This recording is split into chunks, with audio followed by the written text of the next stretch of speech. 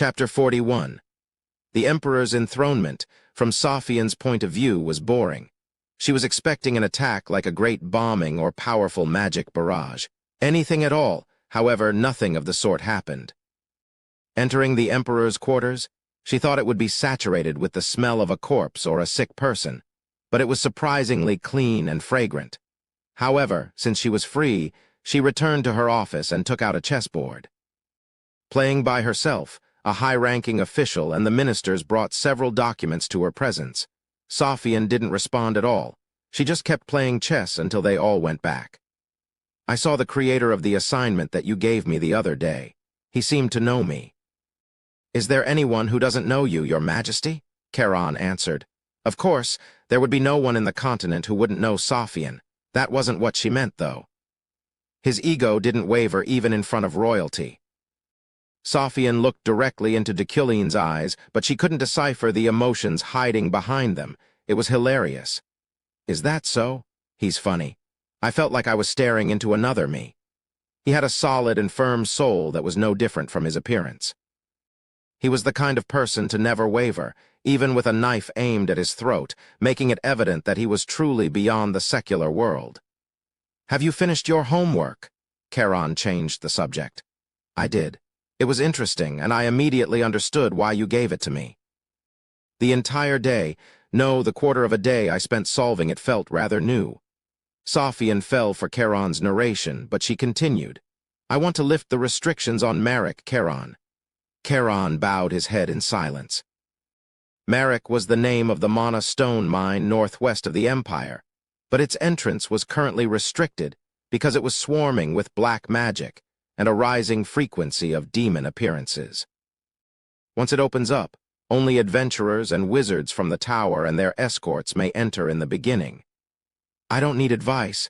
I'm tired of listening to those fucking idiots that do nothing but sit behind their desks. It might hasten the devil's advent.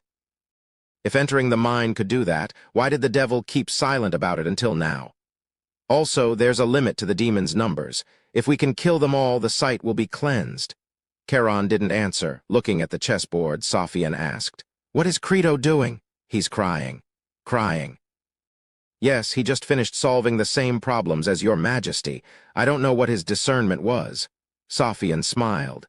That idiot, Charon, you don't know the answer to the problems, don't you? No. Only then did she look at him. The Emperor laughed mischievously. I won't tell you, but I'm not kidding when I say even I'm a little surprised. You're curious, aren't you? It's all right. I'm really not. You say you're not, but your eyebrows are wriggling. You can't deceive my eyes. You're very curious right now. Charon shut his mouth. The very next moment, the atmosphere suddenly changed. Sophian raised her eyes sharply as if she was about to devour him. Don't you dare lie to my face ever again. I don't care if it's you. I won't tolerate anyone who pisses me off. The Emperor's terrifying pressure weighed down on his shoulders, causing him to bow his head. I'm sorry, Your Majesty. That's enough. Let's play some fucking chess. I'm tired of playing alone. I need an opponent even if beaten one-sidedly. Hadecane's desolate mountain. Gaincha sat on a rock and looked at Leah, Leo, and Carlos, the three children who crossed the archipelago. Some people on the continent are born with magical talent. Most certified adventurers are. She was in the middle of teaching them, but her students was concentrating with her eyes wide open. Leo was looking at animals moving at a distance, and Carlos was dozing off. For example, Gaincha picked up a long, dry branch to wake him up. Watch. Buong. She swung it lightly at an angle that allowed its drooping, weak edge to reach the ground. Tuuk. An earth-shaking roar thundered through their vicinity as an explosion occurred, sending a huge shockwave sweeping through the area. Wow. Oh, Leo and Carlos only focused then. What do you think? A crater could be seen on the part that Gaincha tapped.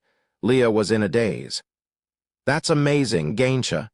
It's nothing to admire, but I can use this light branch as an extension of my limbs. The strength of this stick and my fist is the same right now. A balance of mastery and titanium. For as long as it wasn't alive, every object in her hand gained the same properties as her body. But fighting with my bare hands is way more fun than using this.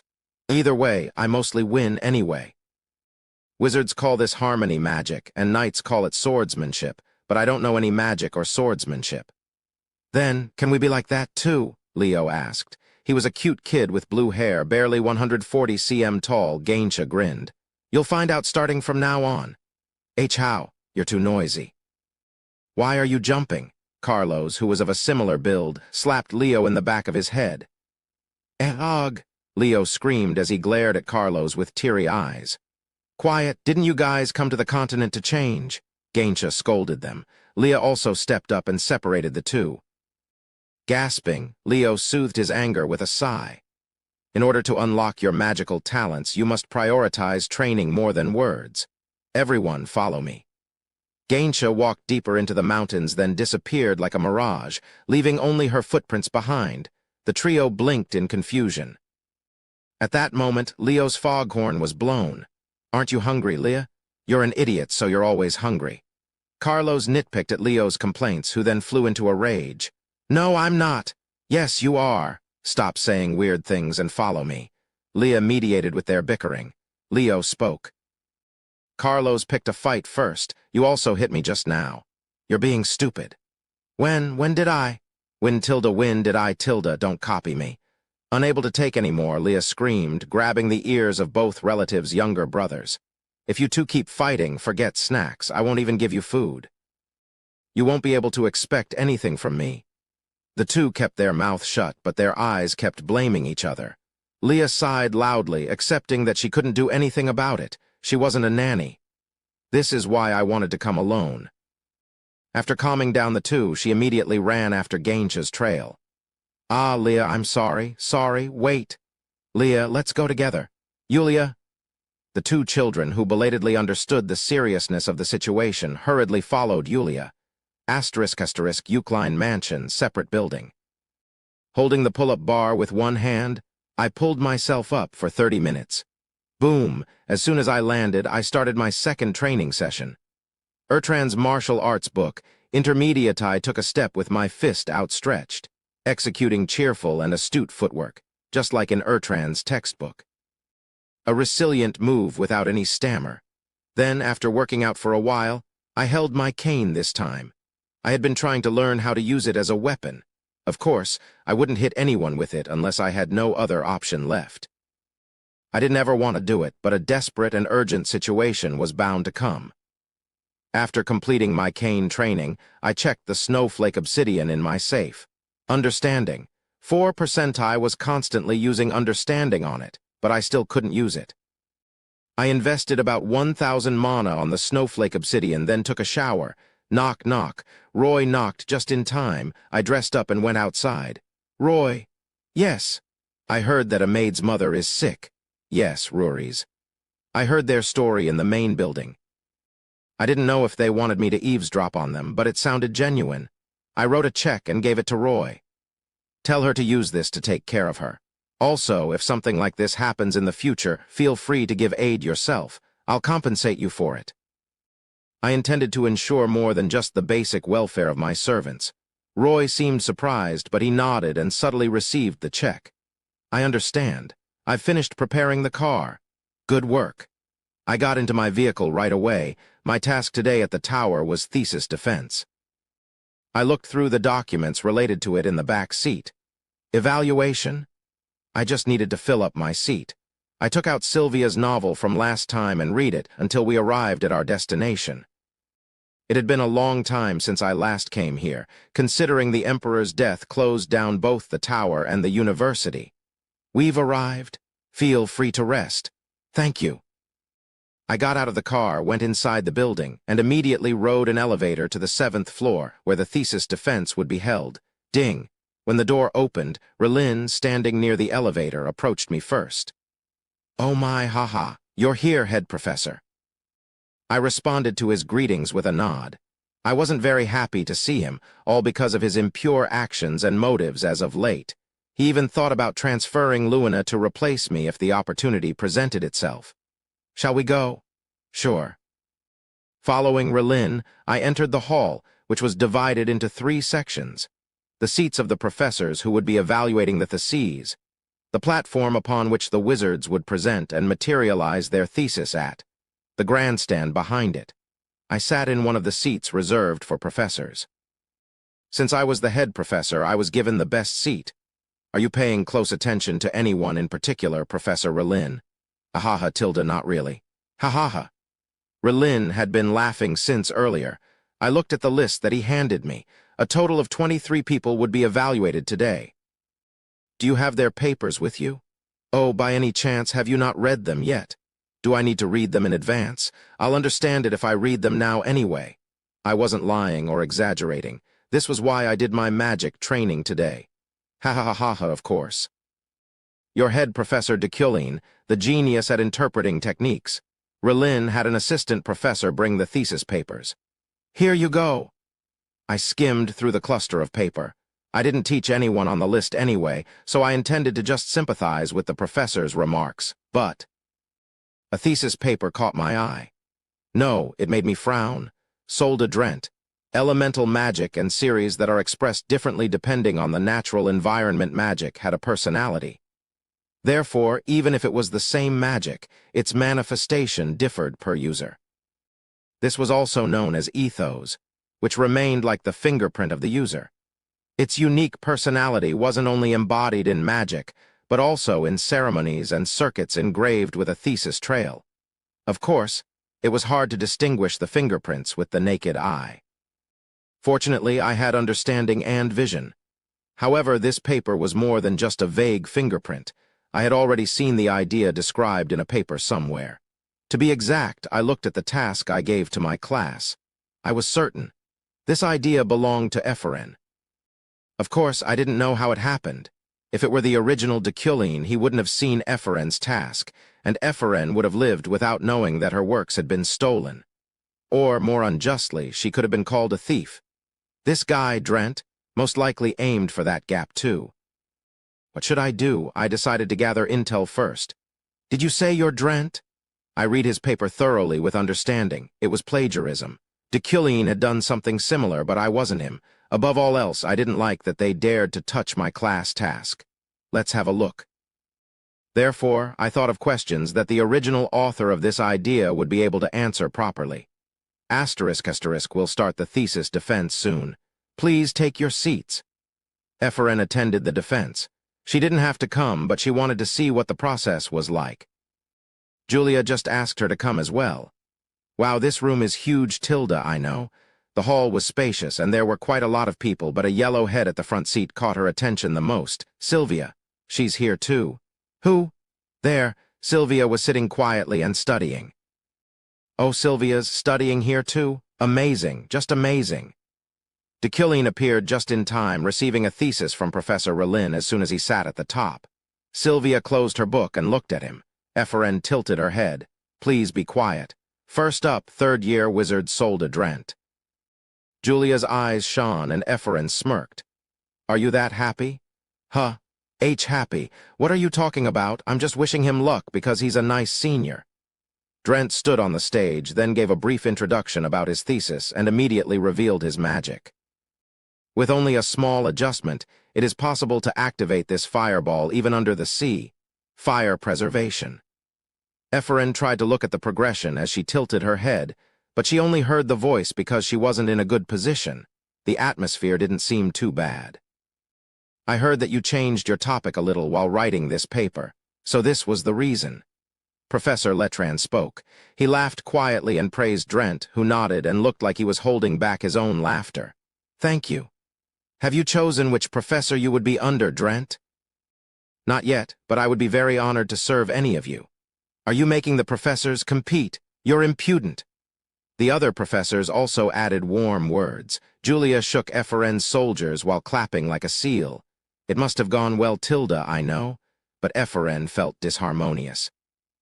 She wasn't certain, but while listening to him talk, she realized the subject of his thesis was a little similar to her task. It's just a coincidence, right? Ooh, it's de Culleen. Julia's expression grew stiff. Epheren also started paying attention again. Sol de Drent.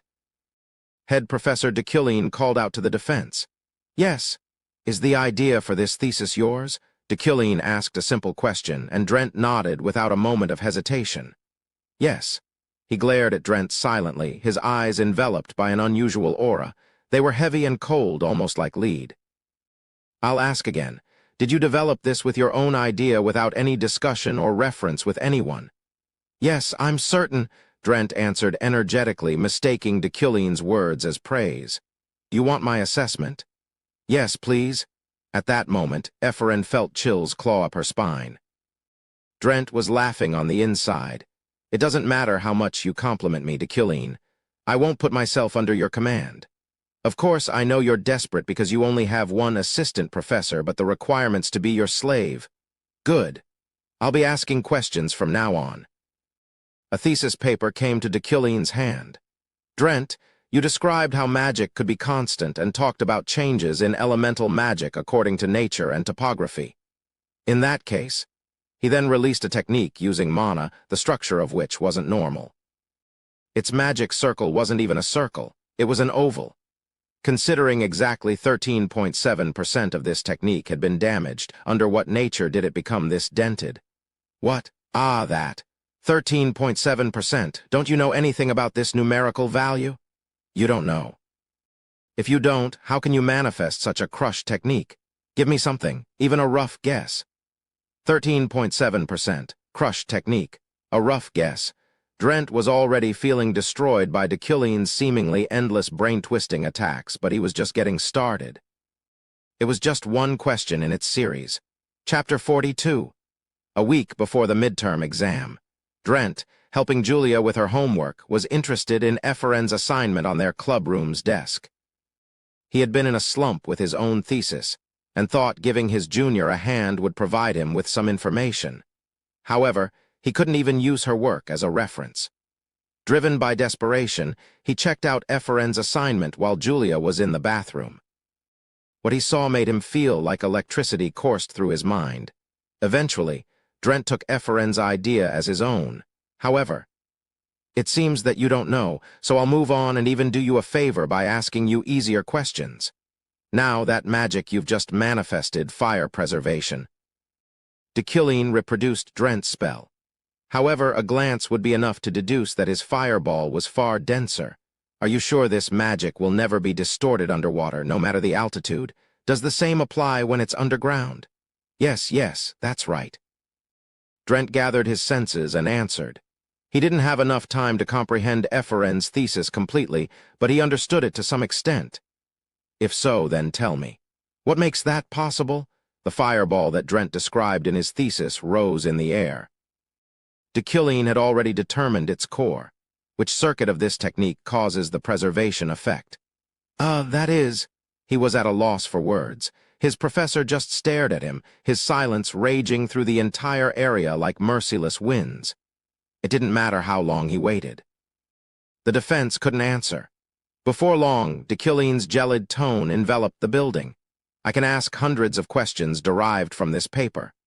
The head professor's stare made him feel pathetic, his twisted, contempt-filled lips even more so. His next words just humiliated him further. "But you can't even answer the easiest of them. Can you even call this your thesis at this rate?"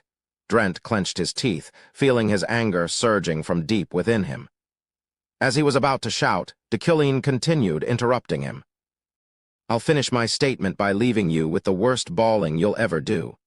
He held the defense's paper in one hand. "Try again, on your own." Shruk, the paper caught on fire and was soon reduced to ashes as it fluttered, almost as if it was trying to break free.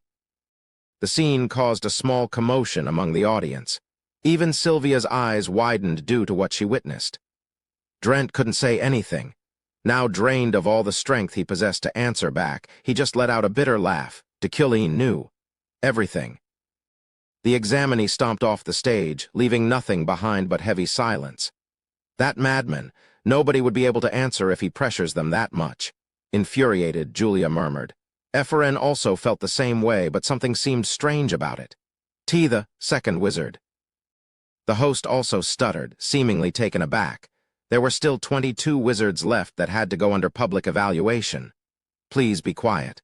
"Fourth-year wizard Solda Malone, please come up on stage." The next wizard appeared, already looking terrified. He had turned pale and was shivering, looking like he would skip his turn if only it were possible. "I'm M. Malone, a Solder-ranked wizard. My thesis is about—" He soon explained his thesis, and this time, too, D'Quilin listened carefully and asked questions about the core of his research. "The reason why I set that magic as part of the control series is—" Malone successfully answered all of the head professor's inquiries even though he stuttered. After a few minutes, D'Quilin nodded, seemingly satisfied. That much is enough. Since he saw up close how the presenter before him got his thesis burned, he bowed down, feeling very fortunate. "Thank you." As soon as the defenses were finished, I came up to my private office. Knock, knock. Alan entered the room not long after I arrived, carrying a few documents in one hand. He seemed delighted. "Professor, I've carefully selected the best of them." "Them? Yes, the wizards who want to be under your command. Leave the list and return." "As you wish." Alan placed the documents at my desk and left my office. I skimmed through the papers. Clone, gloan. None of them was remarkable or famous. On the contrary, they all wouldn't be able to keep studying here unless I took them under my wing. Should I use them as laborers? As I was about to put the list down, woo-wong, I felt a small vibration in me. It was the crystal marble. I imbued it with mana, establishing communication. I soon heard a voice coming from it. "Are you there? Speak, my sister." Charlotte was silent, making me think she brooded for a moment. After letting out a heavy sigh, she spoke in a dry and chapped voice. "We have to leave now." "There's no time. I see." I took out a map right away. I had long since investigated all possible routes that they might take. "Follow my directions." "What do you mean, cross the Kreba's Canyon?" "Are you serious?" Kreba's Canyon was an abandoned road that wasn't owned by any country. It was also swarming with dark magic, making it extremely perilous. It was no different than charging headfirst against the world's greatest horrors, but it was Charlotte's only way out. "It's a shortcut to the Principality of Urin. No one owns it, so it won't cause diplomatic conflict with Riak." "I know, I've considered it, but I will be guiding you myself." The Kreba's Canyon wasn't far from Hadekane. It would only take about 3 to 4 hours to reach by horse. I had the last say on where the wizard's MT would be held, so if I set up MT to overlap with the day Charlotte and Princess Maho would return to their kingdom, I'd be able to safely cover the whole distance without wasting time. "You'll personally be with us." "That's right." "I heard that the Riak kingdom attacked you in Burkt." I frowned. They were the ones behind that attack. I didn't know the information that Charlotte knew. My intelligence network clearly needed to be renewed, broadened, and reinforced. "Did their attack make you hate them so much you can't prevent yourself from retaliating, Charlotte?" "What? I'm an extremely political person. Moreover, when it comes to matters involving intelligence or discernment, you know I'm far better than you." "What did you just say to me, you stuck-up?" "I want your princess to live and bring my family's and my estate's profits." "I'm not doing you a favor. This is a business agreement. Why are you involving your personal feelings? Are you that foolish?" Charlotte's prying tone irritated me. I wasn't sure if it was a good answer, but at least she replied in a more assured voice. "I understand. If you do carry out your duty to the princess successfully, we'll do you any favor. It's a deal, then. Where will we meet you? At the entrance of Kreba's?" "Yeah." "If you can't even make it there, then there's no point since you won't be able to survive the journey that would follow." "All right. I hope your skills are as sharp as your words." Our conversation ended there. Sitting in my chair, I murmured, "Should I use this as an opportunity to test it?" Kreba's Canyon was a dangerous area. That much couldn't be denied. It was so heavily filled with dark magic that it was close to being a lair of devils or a dungeon. Demons frequently appeared there when they had nothing better to do, however. Eucline? Rating. Lineage. Description. This lineage's power is unleashed when punishing the devil. Allows Eucline descendants to use their mana to purify areas with demons or heavy concentration of dark magic. Purified mana's quality is increased by 1 stage. My lineage used the energy of the devil or unpurified dark magic as its own energy source. In places brimming with so much dark magic, human beings would find it hard to even breathe. Eucline lifted all restrictions on my mana. Hence, Areas like Kreba's were no different from being the Eucline family's home territory. I even precisely remember its route. That made my decision to take the canyon path even more solidified. I cleared it like this in the game as well. Perhaps Charlotte already had Kreba's in the back of her mind. Knock, knock. The door opened immediately. To my surprise, Zeit appeared, pushing his huge body through the doorway. "Professor de Killeen!" "Lord Zeit, what brings you here?" "Let's have dinner tonight," he grinned. I looked at the clock. 3 p.m. It was a bit too early for dinner. Tilda, I should definitely arrange a meal once a month. You don't see Julie these days at all, right? We'll go ahead of you to prepare. Make sure you bring my sister with you. There was a certain doubt in Zeit's gaze and voice. His physique was like a bear, but his eyes were like a fox. Asterisk 6 p.m. Unable to resist Zeit's persistence, Julie prepared to go out of the mansion for dinner. "Starting today, I'll be coming here monthly to observe your progress." Those were her brother's words. She sighed while she put on her armor and cape, then looked at herself in the mirror. Her fatigue was evident in her face, due to the Veron case investigation overlapping with the heavy workload brought forth by the Emperor's death. She didn't even have an hour to rest these days. 2 weeks had gone by with her schedule being that chaotic. She didn't want to do background checks, resort to a thieves' guild, or even commission an adventurers' guild. Hence, she shouldered the burden alone. Knock, knock. A servant spoke with a knock. "My lord, it's time." Julie went outside. She was just going to ride a horse, but a shiny car was already approaching from the other side of the mansion. Squinting at it, she already knew who it was, de Killeen. One of its doors opened when it stopped in front of her. "Get in." "By any chance, did Lord Zeit tell you?" "He's suspicious of our relationship." "Get in." Julie nodded hesitatingly and got into the car after saying goodbye to her servants. They left immediately. As the two of them wallowed in awkward silence, she wondered if the 1 month she had promised had already passed. Looking out the window, de Killeen broke the ice. "Are you still investigating the case?" She didn't answer. He looked at her as he continued. "It's better if you don't. You're hurting yourself." "It's all right." She firmly cut him off, expressing her clear rejection of his notion. De Killeen didn't press on. It was silent. His luxury car moved along the neatly paved road quietly. It was calm and comfortable. "You're quite frustrating, Julie." He spoke again as if a memory crossed his mind. She didn't answer no matter how long he waited. He turned his head and looked at her. Julie had her eyes closed. With her waist upright and both hands modestly resting on top of her knees, she fell asleep, unable to overcome her fatigue. De Killeen smirked, and noticing her disheveled hair was about to go into her mouth, reached out to her to move it. He then pinched her cheek lightly out of impulse. It was soft.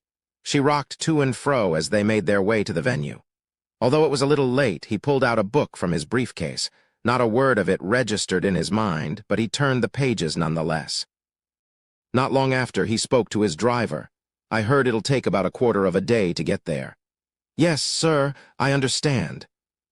Thanks to his driver's quick wits, the car circled the same road repeatedly, even after an hour had already passed since the agreed time for their appointment, which was 7 p.m. He alternated between reading his book and looking at Julie. After a while, he looked at his watch. 9 p.m. Time's pace today was surprisingly fast, almost as if it was missing a few of its fragments. MMH. It was already 10 p.m. when Julie woke up from her sleep. Looking around with her eyes still droopy, she was soon startled by the view outside the car window, causing her to jump up like a spring. "Oh, you're up. It's dark. It's already late." De Killeen explained the situation as she clung to the window. He pulled out his pocket watch, and the car stopped at the same time. His driver then went out as if there was something wrong with his vehicle. "It's 10:30. Our dinner appointment had probably ended a long time ago, making that event the first promise I've ever broken. "Why, didn't you wake me up?" "It's better to be absent together than to attend an awkward dinner anyway. This will also erase their suspicions far more effectively." Julie blushed as she realized what he meant. He kept looking at her, his eyes engulfed by sincerity. "Julie." "Yes. Now that I think about it, our contract is long overdue." Her eyes widened like a deer staring into headlights. It's probably not going to last more than a year with Zeit's suspicion. You should become the guardian knight within that time frame. You'll be 30 next year, so you'd be the youngest to reach that position in the Empire's history. D'Quilin reached out and tidied Julie's hair, which became messy while she was sleeping. She didn't reject his advances. More than his touch, the emotions in his voice were much stronger. If you can't become the guardian knight within that time, we might have to get married after all. So don't get stuck in one place. She met his eyes without saying a word, taking her time to think about her words. Soon enough, she asked the question she was dubious about. Why are you showing me how you feel? There are more beautiful women out there than me. There are ladies out there who not only know how to use swords, but are also beautiful, non-suffocating, and flexible, unlike me. He looked out the window, causing moonlight to fill his blue eyes. Julie. His voice sounded serene and uplifting. I absolutely loathe nonsensical concepts like fate, destiny, and horoscopes. However, there are times when I feel like something that I can't resist definitely exists. D'Quilin stared at the moon in the sky. That's who you are to me.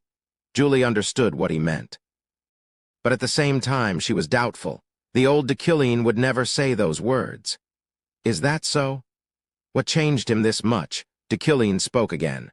That's why it would be beneficial for both of us to stay as far away from each other as possible. That way I wouldn't return to my former self. He leaned over. Thinking he was about to do something, her startled body stiffened and instinctively assumed a counterattack position. Clack, D'Quilin opened the door. Get a good night's rest.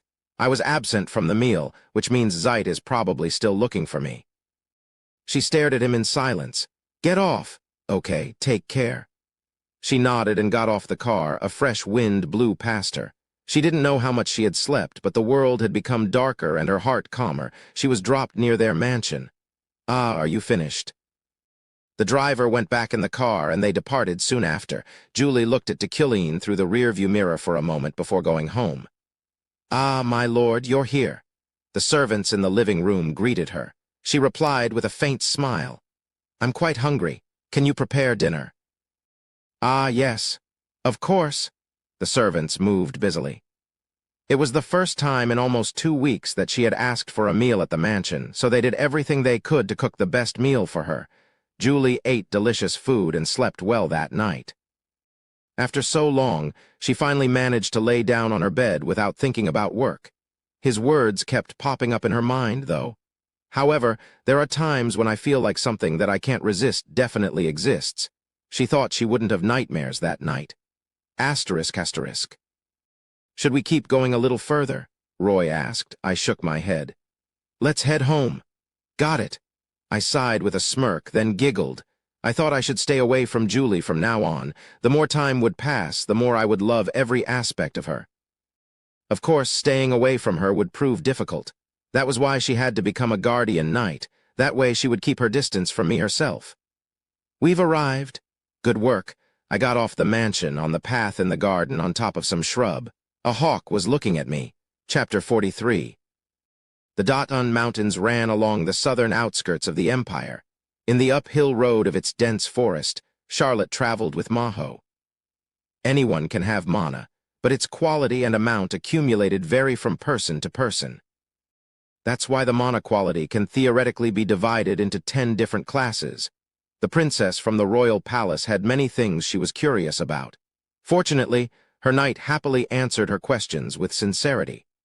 An average person's mana falls under class 9 or 10. A little better than that, and they'd be in class 8. People belonging to class 7 and above can try to be a knight or a wizard. Those who fall within class 6 can become a professor of magic or even a guardian knight, depending on their background and personality. Aha, Tilda, I see. Interesting, Tilda. How do you measure class, then? Can I also have the quality of my mana identified? They had been walking for 2 days and nights without a break. Maho's unwavering vigor made Charlotte smile a little. There's still no definite method to identify one's class. It's just a gut feeling among masters. That being said, it's rare for people to reach class 5 and above due to their high requirements. In fact, those belonging to class 4 and 3 are already so powerful. Most of them have important positions in the continent. Whoa. If Class 4 and Class 3 are that good, what about Class 1? I'm not even sure if anyone's strong enough to belong to that class, but if there are, then they're probably gods. As far as I know, Class 2 members are Berkt's Great Elder Dzekton, the Empire's Guardian Knight Jeffrid, the Great Wizard Demakin, and the Imperial University Tower Chairman Adrian. Those 4 are the only ones in Class 2. Wow, even I know those people's names. What about Professor de Killeen? I'm not sure. That guy might be Class 4 or 5. De Killeen's mana quality in the beginning was Class 6, but now it had gone up to Class 5, just as the knight said. Anyway, hang in there a little longer. Don't worry. The princess diligently followed the rugged mountain path. Charlotte was worried since she was small and beautiful like a doll, but her perseverance made her wonder if she secretly underwent extreme workouts. Nevertheless, she smiled proudly. We're almost at our first destination. Got it. You hang in there too, Charlotte. The two moved forward without problems. However, compared to them, their subordinates, Ron and Jito, looked somewhat unreliable. Ron whispered low enough to make sure the princess wouldn't hear their conversation. Captain, trusting de Killeen and choosing Krebas is a bit. It's already been decided, and we can't back out from this now. Even if we could, our enemies clearly didn't even consider we'd take a route as dangerous as this. We haven't been attacked even once on our way here, have we? That's true, but... Ron bit his lips tightly. Wee-eyeing. A dagger flew in from an unknown direction. Charlotte immediately hugged the princess and released strong energy. Ron and Jito pulled out their swords swiftly. Captain, go ahead, we'll follow you. We'll handle this. Daggers thundered quickly from seemingly random places, but several arrows flooded in from the mountaintop and intercepted them. It was the support of the adventurers they hired using their entire fortune. They escorted the princess from a long distance. I trust you. Come back alive. That's an order. Got it? Leaving their back to them, Charlotte sprinted with Miho. Hadekane, a city where affluent minds and colorful cultures coexisted. With its mild climate all year round, the Eucline capital was known for being an entertainment spot and a food hub. Recently, the magic department had chosen it as the location of the Debutantes MT. Why in the world did they make the station so complicated? They were to go there by train, but Epheren wandered from the station. She had only ever been on a train once, which was during her one-way trip from Juhal to Iliade. Iffy, here. Phew, I almost got lost. Fortunately, her fellow club members managed to find her. They got on the train together. Everyone riding it was robed, almost as if they rented the entirety of it. Wow, we're all really going to Hadekane on an MT. I know, I was going to go there for vacation. Julia and the others looked very excited. Epheren, who wasn't a native of the continent, couldn't relate to them. You all seem to like Hadekane that much. Naturally. You've never been there, have you, Iffy? Not only the tower, but almost every department of the university requested for it yearly, but the thesis arsonist kept rejecting them. She referred to de Killeen, who gained many other nicknames like Burning Executor, Fiery Wraith, and many more. Due to Drent's thesis defense incident, he gained many horrifying titles, ultimately turning him into a symbol of terror for the wizards at the tower, even though the student involved in it had been going around, saying he was actually rather grateful to the head professor. Why? I don't know much about that, but there are lots to do in Hadekane. It's really amazing. Oh, so that's why the others were saying they were going to go shopping and try out new things. That's not all. That city's filled with good-looking men and women as well. Well, nobody at the tower could compete against de Killeen in terms of appearance. The same went for the entire university, the only exception being from Lawain of the Night Department, Epheren asked. Is Professor de Killeen coming with us then? Yeah. I thought he wasn't, but that thesis arsonist is apparently on this train too. De Killeen sat in the VIP carriage with professors from each department. Relin from the Assistive Studies Department, Letran from the Spirit Department, Sire from the Destruction Department, Kamel from the Medical Department, etc. Normally, this many professors didn't attend a debutante MT, but its location made them come. They all avoided de Killeen's eyes. Everyone. Deucalion, who had been silent, finally spoke. The professors listened carefully. "I heard you attended Medoho the other day." Silence permeated the carriage. "Are you not going to answer?" "Oh yes, ha, we did, but, well, it was uneventful." "I doubt it." Relin waved it off with his hands and shook his head while the other professors just smiled at him. "It is. Only the discussion about head Professor Deucalion's mind-blowing midterm exam was noteworthy." "Ha, that's right." Right. Relin, Letran, and Sire took turns answering. Despite their flattery, however, Deucalion was as brutal as ever. "You can just laugh now and move on, huh?" His tone was as dreary as the winter wind that stung one's skin. "The day you'll be able to choose between us will come." Luina was softer compared to Deucalion and also had excellent skills. Her family and her supporters could also blend in, but not as much as the Eucline. Therefore, the professors naturally preferred Luina, but the truth is, I find it hilarious you think you even have a choice. Deucalion looked at the other professors. His sharp gaze alone already stabbed several professors to death. "Let me be clear. You guys won't even be given the opportunity to choose." His words proved the most terrifying for the professors, who felt like they were endlessly getting smaller. Choo-choo, the train departed. Deucalion, who stunned and shocked the other professors, read a book in silence. Haid Cane was breathtaking. It wasn't hot even in the summer, and its wind scent was therapeutic. Its streets were full of life, and there were people who busily came and went with smiles on their faces. It was certainly a city that offered a high-quality lifestyle. The specific location of the MT was the luxury hotel Haid Cane Romance, which was on the outskirts of Haid Cane. It had a riverbank and a forest nearby, making it suitable to hold the MT in. 4 debutantes will share one room. If you prefer to be alone, you are allowed to rent a cabin at your own expense. Student representative? After I explained the matters at the hotel lobby, I called the student representative. The 2 representatives of the magic department hurriedly came. "After this, I'll leave everything to your discretion. There's a forest in the back, but whenever you do anything, make sure you use support magic first." "Noted." I didn't care if they drank alcohol or not. I didn't even have to care if they died. That was the charm of the MT. However, there shouldn't be any casualties. Unpack first. I came out of the hotel as the debutantes went up to their rooms while whispering among each other. I found Uriel waiting in a car after I had gone out. "At least try to save our face in the tower. You're being recognized more these days." Uriel spoke as soon as I got into the car. "How did you set it up?" "How did you set it up? What are you talking about?" Uriel shrugged. "There's a rumor going around that Marek will be open. It was a prediction based on the current Emperor's nature and a hole." "What?" "You know that Marek would be a loss for us, right?" "No. Marek's opening provided a consequential benefit. However, we needed absolute defense for it. You should have written down how to handle it." "I meant to, but it costs too much money, Tilda, and someone spent 200 million Tilda." Uriel sighed sarcastically. "We will soon sell the items I bought one by one, which will bring us huge profits. I'll be able to return the 200 million Elnes within this year. In fact, if one were to look at this world like a TRPG, it was my magic's turn. That was why I didn't even bother using Midas's hand when working.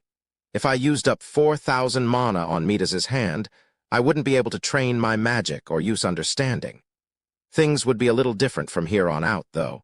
I genuinely needed money right now." "By the way, why didn't you give me 10 million? Uriel murmured as she pouted. "You're welcome to give it to me right now. Do you remember what you felt when we went for the relic last time, where you sold the vase?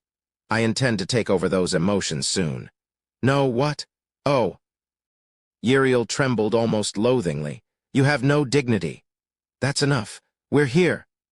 We arrived at the tower while we were talking. I naturally looked up as soon as I got out of the car. Its scale has grown considerably. There were only 9 university towers on the entire continent. After all, for a building to be considered as one, it had to at least have 70 floors. Measuring Haid Cane's Eucline Tower by eye, it was likely taller than that minimum qualification. It's because they've been continuously developing.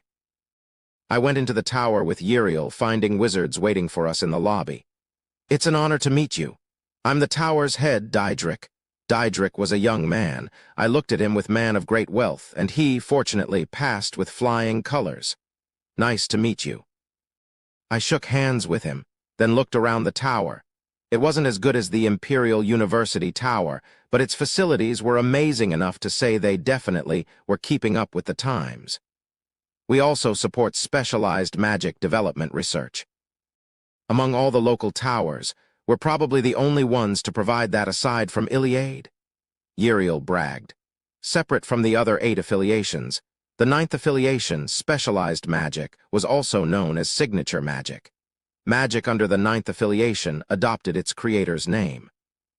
If a wizard invented it alone, it would be named after them. If an entire tower developed it together, then it was given the name of the tower.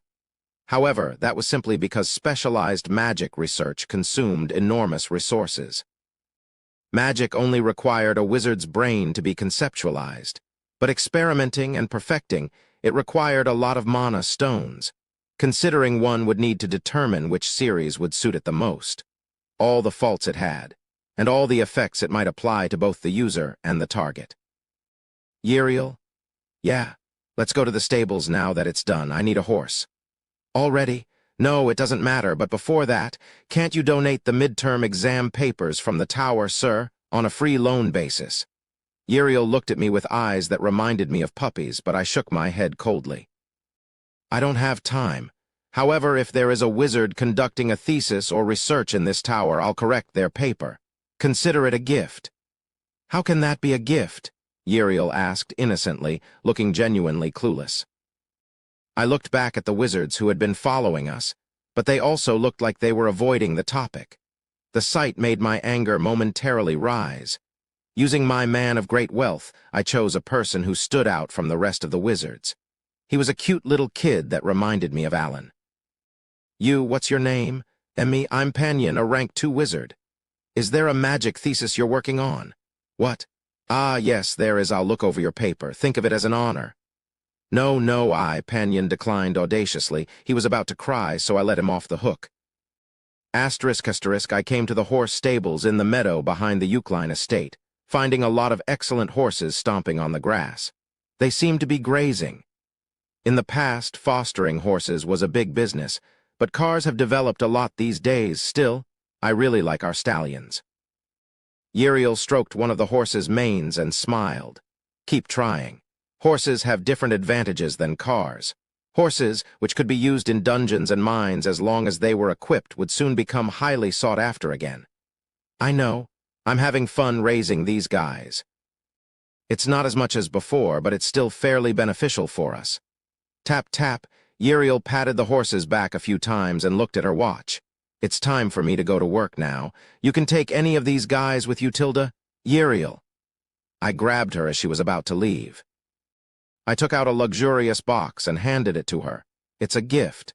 It contained high-end gloves. Uriel, blinking vacantly, received the gift with a weirdly distorted expression. What kind of trade is this? Ah, a trade. Yeah, this is definitely a trade. Well, horses are a lot more expensive, but it's fine. I accept this deal. Uriel was muttering to herself and went straight to the residence. For some reason, she seemed to be in a hurry. I soon strolled through the meadow and searched for a horse that wasn't too old and not too young.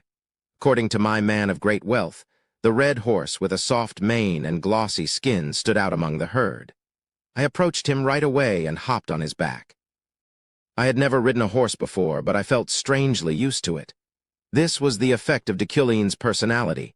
Clack, clack, clack, clack. After riding him for a few moments, I thought he was perfect. I prepared Midas's hand. Of course, horses weren't items. They were alive. However, Midas's hand had a characteristic that used the user's mana to unlock the potential of the target, which could be alive or an inanimate object. Of course, it didn't apply to humans, but horses were treated as items in the game system, so maybe. I used Midas's hand. The blue energy from my fingertips enveloped the horse. Wee-eyeing. He burbled for a moment as he raised his front hooves, forcing me to hold on to him to prevent myself from falling off his back. Eucline's red horse? Description: a high-class horse who grew up eating only good things. Midas's hand upgraded its overall physical ability and unlocked its potential. Category: Pet Ride. Pet characteristics -breathing * name setting is possible. Midas's hand 4, as expected. Honestly, this much was only natural. It would be weirder if it weren't. Nodding satisfactorily, I named the horse Red Horse. It just so happened that his skin was red, which made the name suit him even more. That aside, I was ready now. I would move tomorrow at 3 a.m. There was still a lot of time left until then, so I steered him to practice horseback riding. "Giddy up!" I shouted and pulled on his reins just as I had seen in historical dramas, and the horse ran with great speed and momentum. For a moment, my body leaned back and almost fell off. Hee-eeing. Chapter 44. Returning to the Lord's residence, Uriel took out her childhood diary. Covered in dust and stored in an old drawer, it contained memories from a long time ago. I didn't get scolded when I ate breakfast today, so my brother talked to me. I was happy the entire day because of that. I dropped my knife while eating dinner. My brother looked at me as if I were pathetic, which made me feel sad. It was my fault. Now, even if my brother doesn't scold me, I have to make sure I can do better on my own. I will try to do tomorrow what I couldn't do today. I have to work hard. My brother doesn't like it when I cry, but I did anyway when I shouldn't. Why couldn't I hold it back? Idiot. She closed her diary as she could no longer bear reading it. Why was I so weak at that time? Why the hell did I act like an idiot? Uriel sighed and looked at the gloves on the corner of the desk. It was a luxury item that Dekilleen gave as a gift. Gift, my ass. Uriel swore. She couldn't even remember the past when she longed for love. The child whose world was shaken by his every word was already dead. All that was left was the pain she wanted to forget. I won't be deceived, you idiot. Uriel grabbed his gift and tried to throw it away. Damn it. But she couldn't bring herself to move her arms. It was the first present she received in her life, as she had never even received a happy birthday. Uriel put the gloves in her drawer. I just don't have to use it anyway. She mumbled and nodded. 9 p.m. People gathered in the forest behind Hadecane Romance. The first activity in their 3 days and 2 nights of stay here was to watch magic fireworks. Along with powerful cheers, twinkling magic rays soared into the sky. Fizz, hiss, boom. They exploded in the air and beautifully embroidered the darkness of the night. Wow, so beautiful. The place was filled with pure exclamations. The 3 children of the archipelago, Carlos, Leo, and Leah, were among the large crowd watching the fireworks. As expected from Sylvia, that was impeccably perfect.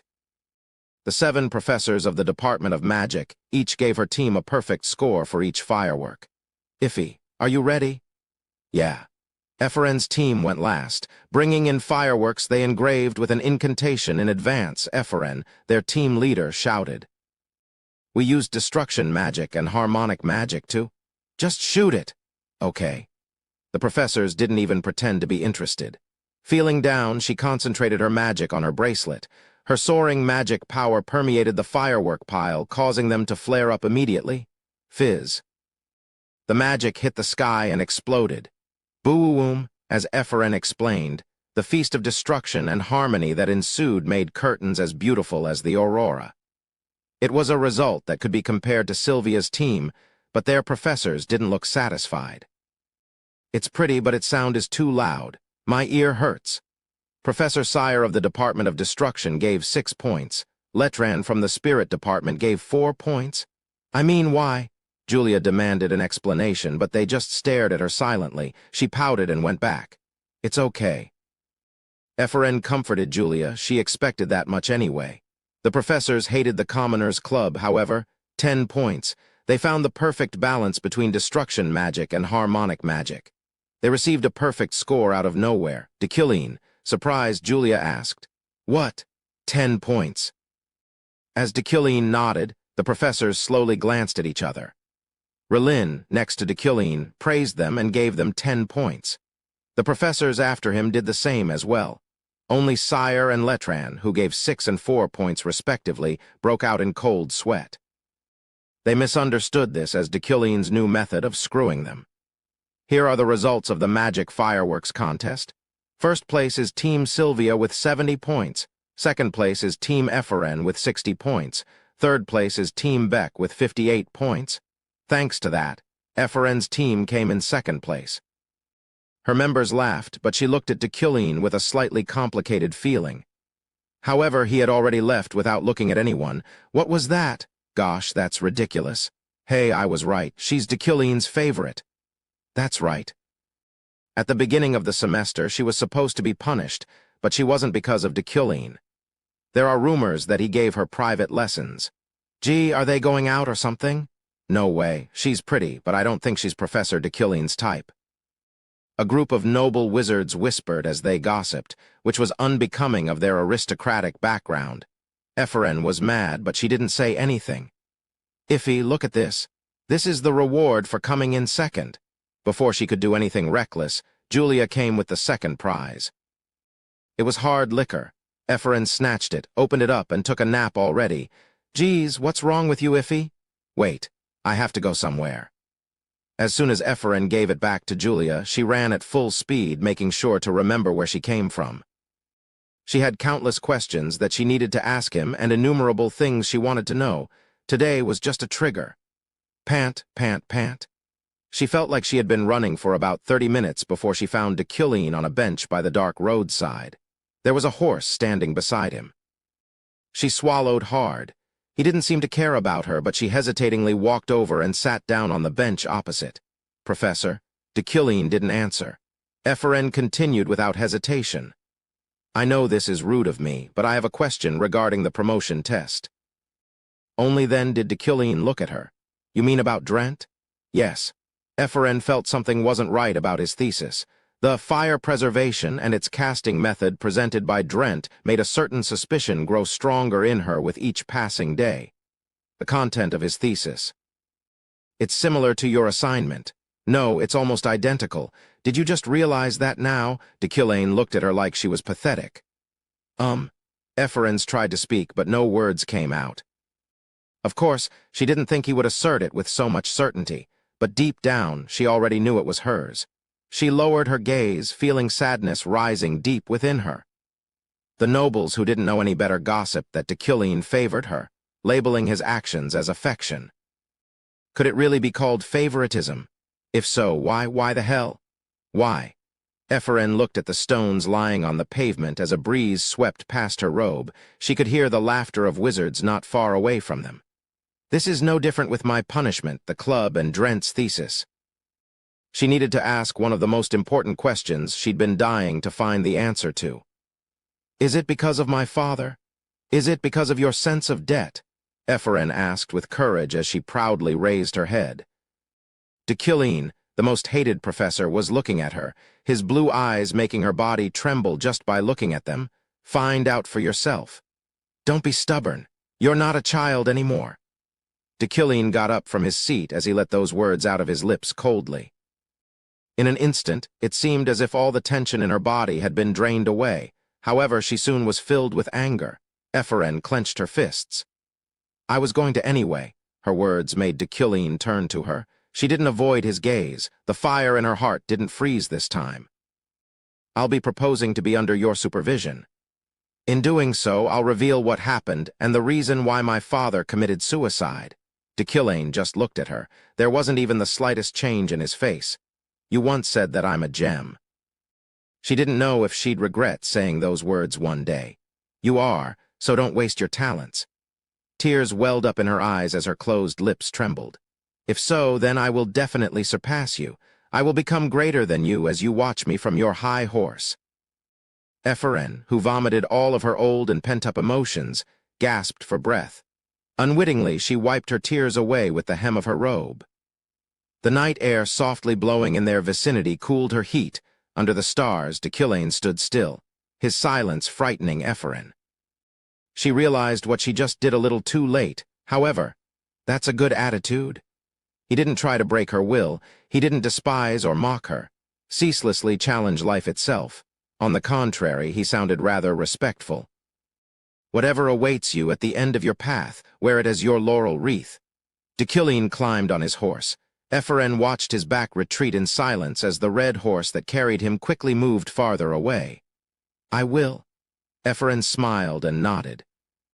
As he said, she would ceaselessly challenge life itself, so I want you to reach a position far higher than anyone else. Once you've reached the pinnacle of your growth, I want myself to be the one to break you, not anyone else. Until then, Ouch, she felt a dull pain in her shoulder blades. Efferin patted her shoulder and looked at the ground, finding a stone still rolling on it. What is it now? She looked up at a nearby tree, finding a hawk staring at her. Is it the one that threw this? It sounded ridiculous, but it made sense. A rock held by the hawk's talon flew in my direction. That hawk had thrown it. What are you? Ouch! Hey, stop throwing! Arg, this bird! I arrived at the entrance of the Krebs Canyon in an hour due to Red Horse's amazing performance. That's all for today. Return to the stables and come back at noon. I sent Red Horse back. I didn't know if he'd listened to my orders or not, but there was no sign of fatigue in his movements. Is it a death? I stood still and recalled the recent incident. Efferin's declaration today was not a death variable.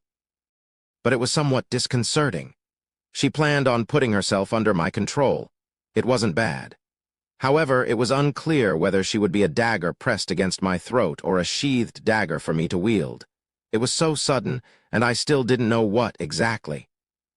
Dikilin did to her father. He could have committed a crime worthy of death or something that could have been fixed with a simple scolding. I wanted to know, but there was no way to do so. Independent quest. Complete the course. Store currency +4.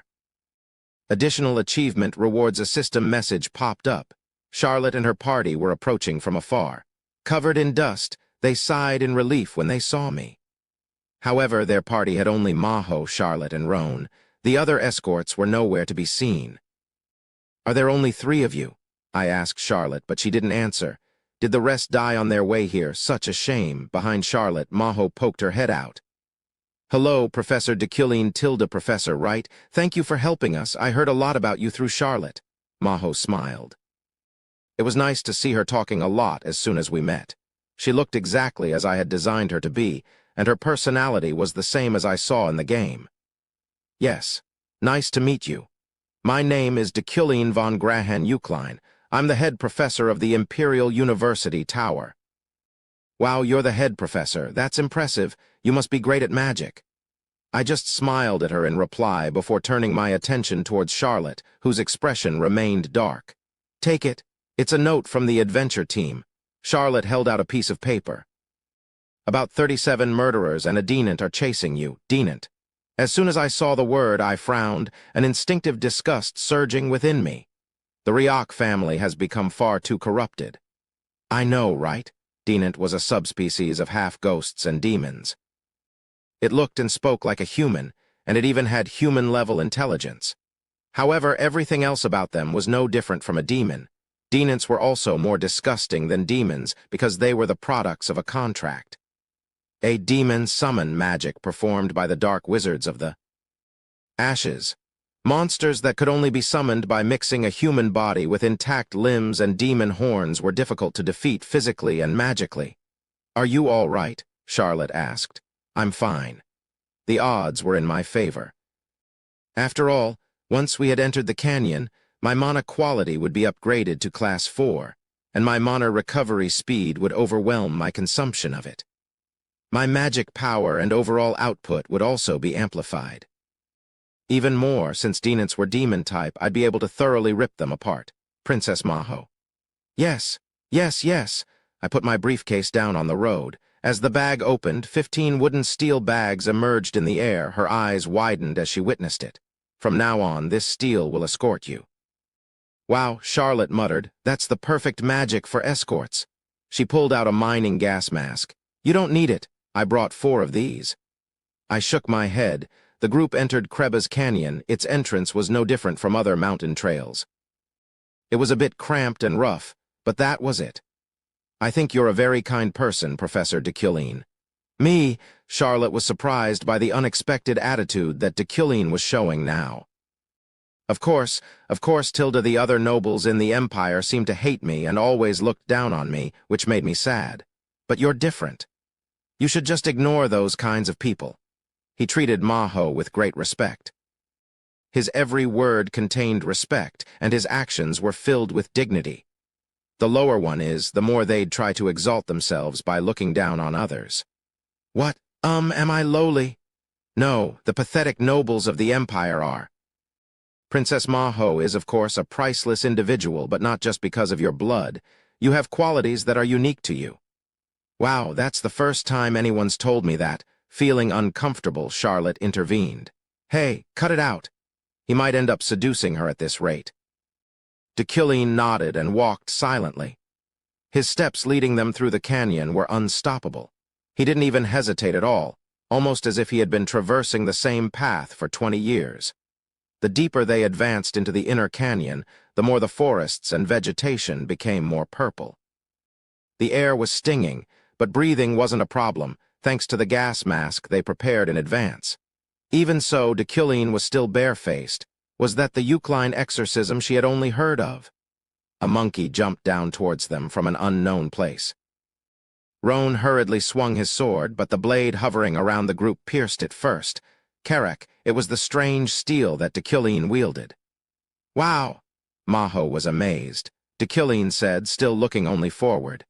Your vicinity is well protected, so there's no need to worry. Anyway, at this rate, it will take approximately 4 hours to reach the border of Urin. Charlotte bit her lip tightly, finding that duration troublesome. 4 hours is too long. There's nothing we can do about it. If we run, we might become addicted to magic. What about the Denant? No worries, I'll slay it. You? Yes, Charlotte shook her head. If it appeared she was willing to sacrifice herself. No, shut up. What? D'Killeen's voice changed in an instant. Flap, flap. A swarm of bats soon appeared. There were hundreds of them, but D'Killeen's cherished item moved gracefully and penetrated them all. The swarm of bats fell against the might of his raging steel before they could even launch an attack against them. That's awesome. What kind of magic is this? Professor, I. Maho spoke to D'Killeen while he had his back against her. D'Killeen replied softly. Princess. Yes. Shut up and wait. Oh, okay. Startled, Maho pretended to lock the zipper of her mouth. Her lips kept moving, but no sound came out. I shut my mouth, Tilda. I'm listening to you, Tilda. You. A whistle blew from a distance. Charlotte held her sword up, feeling demonic energy approaching them. D'Killeen's steps stopped. Hey. His blue eyes instantly lit up. His fearlessly distorted expression seemed to have managed to contain his anger. Charlotte was far more terrified of him. The whistling sound slowly neared them. Tap, tap, tap, tap, tap. Light footsteps could be heard echoing as well. Whoosh! As the tree branches swayed, Charlotte embraced Maho and surrounded herself with a steel shield. Let me tell you this now. D'Killeen calmly gave their opponents a warning. The moment you approach, your limbs will disintegrate. The other side didn't retreat, however. Rather, they showed a multitude of provocations as if ridiculing D'Killeen at that very moment. A rupture of steel tore through the atmosphere, vibrating dozens of times per second, and racing through the area at a speed normal human eyes could no longer perceive. Their entire vicinity was devastated, as if a bomb landed and exploded. The shockwaves caused by his psychokinesis's sheer speed alone caused the canyon to be overturned and all sorts of things to spring up. Blood, flesh, innards. Chapter 45. Right before Charlotte's eyes, the murderers burst into fragments as D'Killeen's steel rotated more than tens of times per second, crushing the area and flinging human flesh around. The result was as disastrous as it could get. Charlotte covered Maho's eyes with her hand and grabbed her close when she tried to lean away from it. Come on, why? You shouldn't see this, Princess. The situation was still dire. Some of their enemies escaped from his onslaught safely, and the Denant, the most dangerous of them all, hadn't even appeared yet. Charlotte raised her sword even though holding it alone caused pain in her right shoulder due to an injury she hid from the princess. Charlotte. D'Killeen called. He had been watching them, clutching his cane. Leave with the princess, I'll follow. If you stay here too long, the princess will also be put in danger.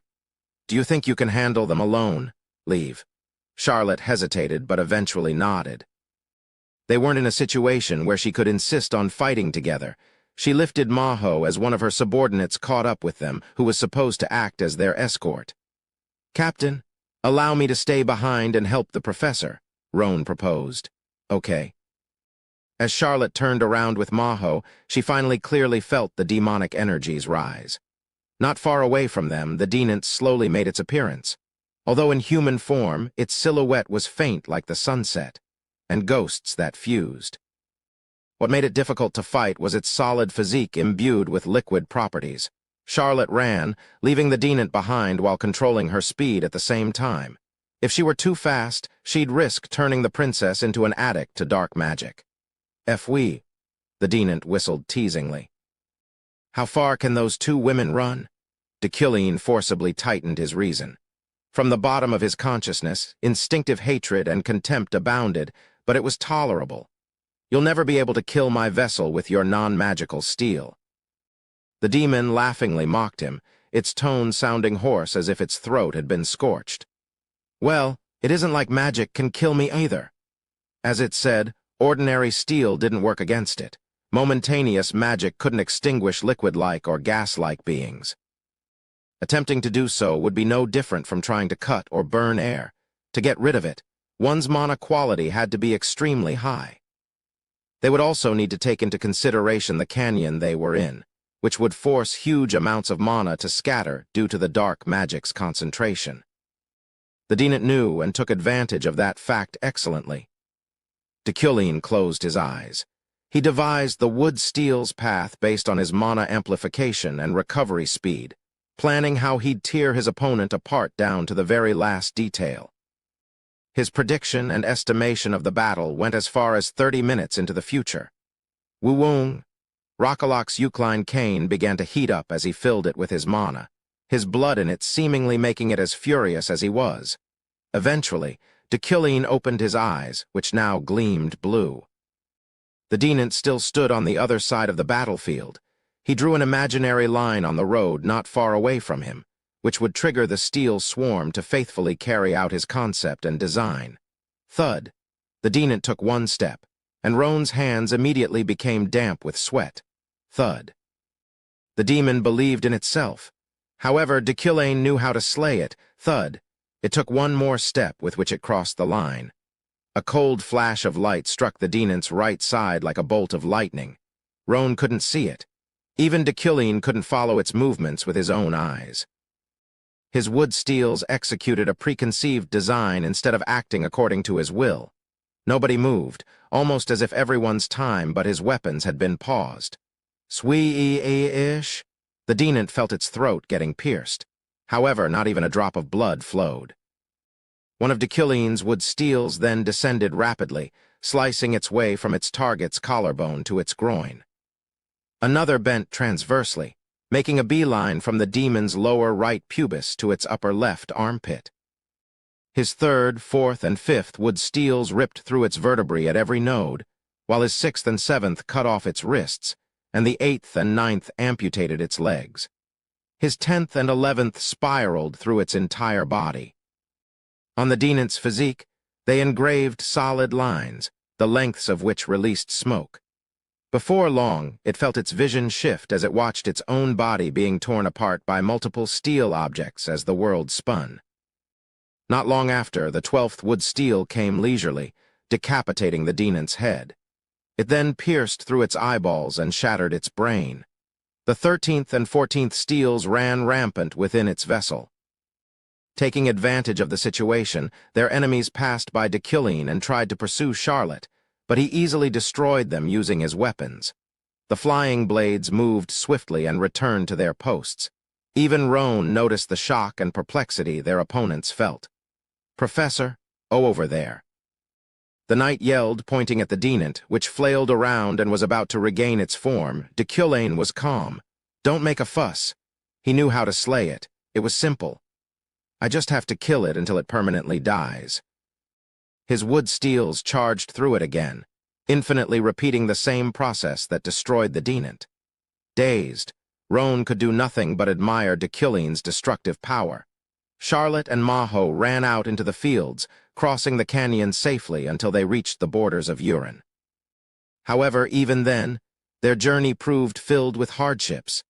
Their pursuers had been waiting for them, and from the shadows they rushed in. Charlotte fought back, not paying any mind to the pain coursing through her body and trying to cripple her right arm.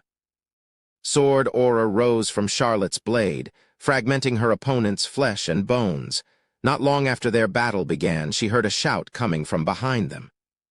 "They are over here!" The knights of the Grand Duke had come. They couldn't enter the Empire's borders. Hence, as they promised Charlotte, they served as reinforcements at the edge of Urin's borders instead. The knights rushed in without hesitation, mercilessly ending the lives of those who hunted the princess. With the tide of war in their favor, she sighed in relief and checked up on Maho, who was still in her arms. "Are you okay, princess?" "Yes, I feel a bit sick, but I'm fine." "Blarg. That's an early symptom of dark magic addiction, but at this level, it's still nothing to be worried about. You should be fine soon." The knights allowed no prey to escape, even if those they captured chose to commit suicide. Sweeich. The more flesh they cut, the quieter their vicinity grew. Not long after, Gilland, Urin's interior minister and Maho's uncle, appeared. "Maho? Oh, uncle." Maho yelled and went running to him, who looked at her apologetically. "It's been a long time. Please forgive us for not being able to do anything but wait for you here. We had no other options left." "It's okay. It's okay, Tilda, I know the situation. Rather, I'm grateful that you even came. Thank you." Maho was as bright as ever. Gilland patted her head and looked at Charlotte, who was tending to her painful shoulders. "Charlotte." "Yes. Thank you for your hard work. Are you two the only survivors?" "No." Charlotte shook her head. D'Quillin said they would follow after them, and Charlotte believed his words. "I'll wait here." Gilland nodded. As they waited for the others to arrive, they regrouped and buried their fallen brothers in arm. As the cold wind blew, time passed. 30 minutes, 1 hour, 2 hours. "Let's head back." Gilland placed his hand on Charlotte's shoulder. "Oh, there. Maho pointed at the distant horizon, where 2 men could be seen walking under the achromatic evening that made the line between earth and sky vague. Charlotte sighed in relief. "You're safe." Maho ran to meet him first. D'Quillin was still soaked in the afterglow of the battle. His face was stiff, but he soon smiled and bowed his head politely. "Thanks for your concern, Princess." "What a relief. Phew. Thank you, Professor, really, Princess." He put his lips beside her ear and whispered. "There's no need for acting now." Maho's expression stiffened slightly. He knew Maho's true personality. Of course, her tomboy behavior wasn't a lie. However, her innocent, ingenuous behavior was. She was thoroughly aware of which aspects of her could induce sympathy and increase her own odds of survival. Maho's eyes widened as she stared at D'Quillin, who kept smiling at her without saying a word. Charlotte came. "Hey, you! My work here is done. I'll leave the report to you, Roan." "Yes, all right." Roan straightened his back at D'Quillin's words. He was full of doubts just a day ago, but he now acted like a loyalist. Even his eyes were filled to the brim with admiration and respect for D'Quillin. Charlotte nodded. "Thank you. I will never forget this favor, no, this deal." D'Quillin turned around without answering. He hadn't rested yet, but he still showed not even the faintest sign of fatigue. He was as full of grace as when they first met. "Charlotte," Gilland called as he stared at D'Quillin's back. "Yes." "Is that person an escort?" Roan replied in her stead. "Yes." "That's D'Quillin, head professor of the Imperial University Tower. He alone killed dozens of pursuers and annihilated a Denant." "A Denant, I mean, in that crevasse gorge." Roan nodded proudly. "Yes." "Is that possible?" "I saw it with my own eyes." Professor D'Quillin's magic was different from that of ordinary wizards. Roan looked far away with an expression full of emotion. Maho followed his gaze. He dealt with the Denant as if he were playing with a toy. None of the monster's attacks worked against him, as he showcased the epitome of combat magic against a near-invincible opponent. At Roan's praise, Gilland and the Archduke's knights looked at him in a different light. On the dark horizon, the Eucline head trudged onwards. Independent quest completed. Store currency +4. Mana +30 Red Horse was already waiting for me when I exited the canyon. Before climbing on his back and returning, I took another look at the gorge entrance. My mana recovery speed inside the canyon was fast enough to use all of my wood steel and Midas's hand. Additionally, 4 of my wood steels gained properties during the 6 hours it took to travel through it. However, purifying and accepting the mana in that place put a heavy load on my body and swiftly consumed my mental power, making me feel like its personality contagion was getting stronger. I didn't want to spend any more time in there than necessary. Let's go back to Haidcane. Red Horse galloped swiftly. However, when I took a nap on the saddle, he reduced his speed, seemingly aware of my fatigue. I closed my eyes for a while, and when I opened them again, we were already at the Haidcane castle. I had no intention of coming here. But since I was here anyway, I decided to take a look around Achilles' room. Hey! Oh, my liege has come. I left Red Horse to a nearby guard and went inside the castle, where I told a servant to guide me to Achilles' room. Is it here? Yes. It's been a while since I last visited. I've already forgotten the floor's entrance. Anyway, you may go and rest now. I opened the door. Revealing a clean room that wasn't out of the ordinary, something on the bookshelf caught my attention, however. It was an untitled notebook that had nothing written in it, but my vision told me it was special. I wouldn't have noticed it if it wasn't. I then went up to the castle lord's office. Knock, knock. I grabbed the doorknob and turned it. What the hell? As soon as I opened the door, I heard a strong and clear voice. Uriel, she frowned and looked at me. Knock before coming in? I did. Wait for a response. As I approached her, I noticed she was unraveling something with a pencil and a notebook on the desk. What were you doing? This thing in Wizard Academic. Wizard Academic was a magic journal. It wouldn't be an exaggeration to say that it was a magic exam paper. It just wasn't noticeable since the readers were having fun while solving the questions and giving each other magic tests. Naturally, there were cases in which they learned something in the process of solving the problems, so it wasn't completely useless. Moreover, it also recorded the magic questions raised by the archmages of the past called Millennium. I hadn't even thought of solving them since it was a waste of time for me. Let me see. What were you solving? Uriel handed it over without a word, and I solved the problem using understanding, which was extremely useful in finding answers. The more limited the field was, the more straightforward the problem became, hence consuming less mana. Nevertheless, I used up 2,000 mana for just one question. Without much thought, I wrote the answer in the box. At that moment, mini quest, solving academic questions. Mana +2, huh? What is it? Uriel asked flatly. It's nothing. My mana increased by 2. I returned the journal without a word, and Uriel's eyes grew bigger as soon as she saw my answer. Hey, why did you write it down? I feel tired. I'm going to sleep. What, hey? I've been solving this problem for 2 hours. You've taken 2 hours trying to answer it, but I solved it in a minute. So what? Are you showing off? I smiled and left the office, after which I heard her saying, Gosh, seriously? What's wrong with him? But I didn't feel upset. Right now, even 2 mana was already too precious for me. Mana. 1,419/3,419, plus 800 mana quality. 5. The Principality of Urin wasn't subject to interference by any king or emperor since it was a country that succeeded in the dukeship of an already annihilated kingdom. It developed its own culture thanks to its geographical location, facing a sea to the southwest and a mountain range to the northeast. Due to the importance of commerce, its banks also developed. Additionally, Artran, an academy that nurtured creators of literature, art, and music, was a unique product of the Principality. Late in the evening at the Lucangel Castle, the Grand Duke's residence, the Grand Duke's brother, Interior Minister Gilland, called Charlotte to his office. Minister. What's going on? How's Maho? Gilland sounded serious.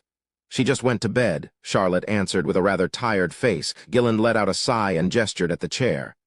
Sit down, I have something to tell you too. Anxious, Charlotte did as instructed. What is it? She asked, keeping her composure as much as possible, despite thinking he might be announcing his refusal to let the princess stay here. Don't be too surprised. However, what Gilland wanted to discuss was something she had never even dared imagine. The Archduke wants Maho to succeed him. Huh? Charlotte stared at him blankly, unable to comprehend what he just said. His words were so absurd she thought she had fallen asleep due to her fatigue and was now dreaming. What does that? He seems to have made up his mind even before Maho sent her letter. I mean, he can't really trust his grandson after all. No, I don't understand. Does that mean the princess will be the next Archduchess? That's right, Gilland laughed bitterly. Is that possible? Charlotte asked, still surprised. Of course it is. Maho is a direct descendant of the Grand Duke. 3 years ago, she was also second in line to his throne, but the princess won't be able to bear the weight of the crown. Gilland shook his head at Charlotte's words. You're too naive. I'm sorry. That aside, this information's still highly classified. Only the Archduke and the people in this room know of it. Oh, okay, of course it is, Charlotte nodded, feeling a headache coming up. After a while, however, her forehead began to scrunch as a thought rose within her. What is it?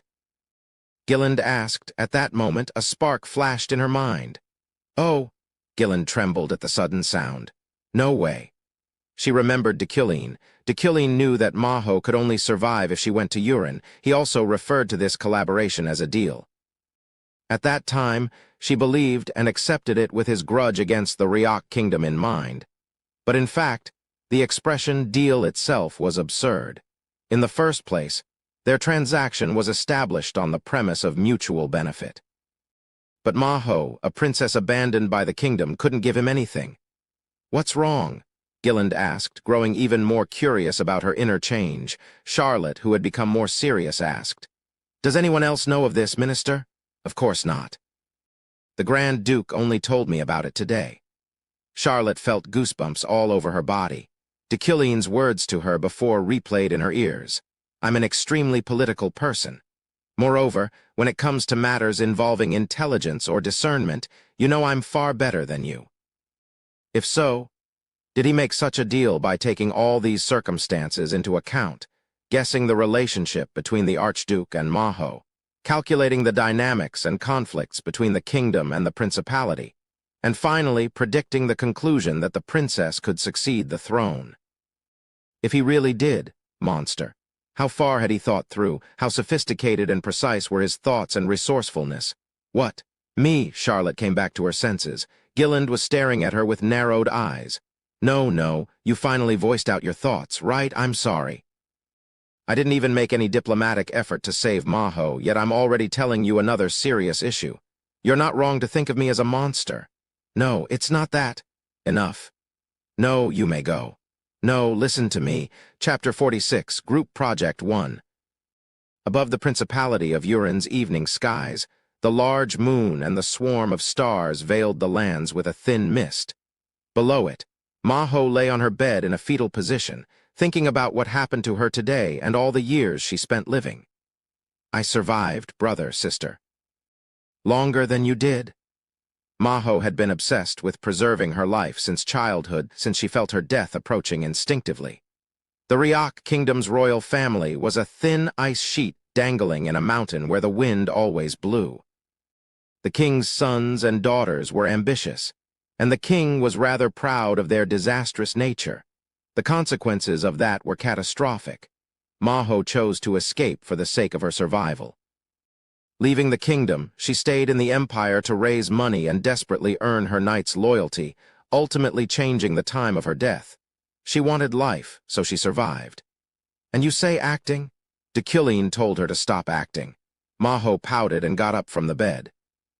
Of course, it was true that she behaved in a way that would make them like her. All human beings would instinctively save a child who fell into a well. That was why she thought pretending to be one wasn't so wrong. However, the gratitude that Maho felt in the process was sincere.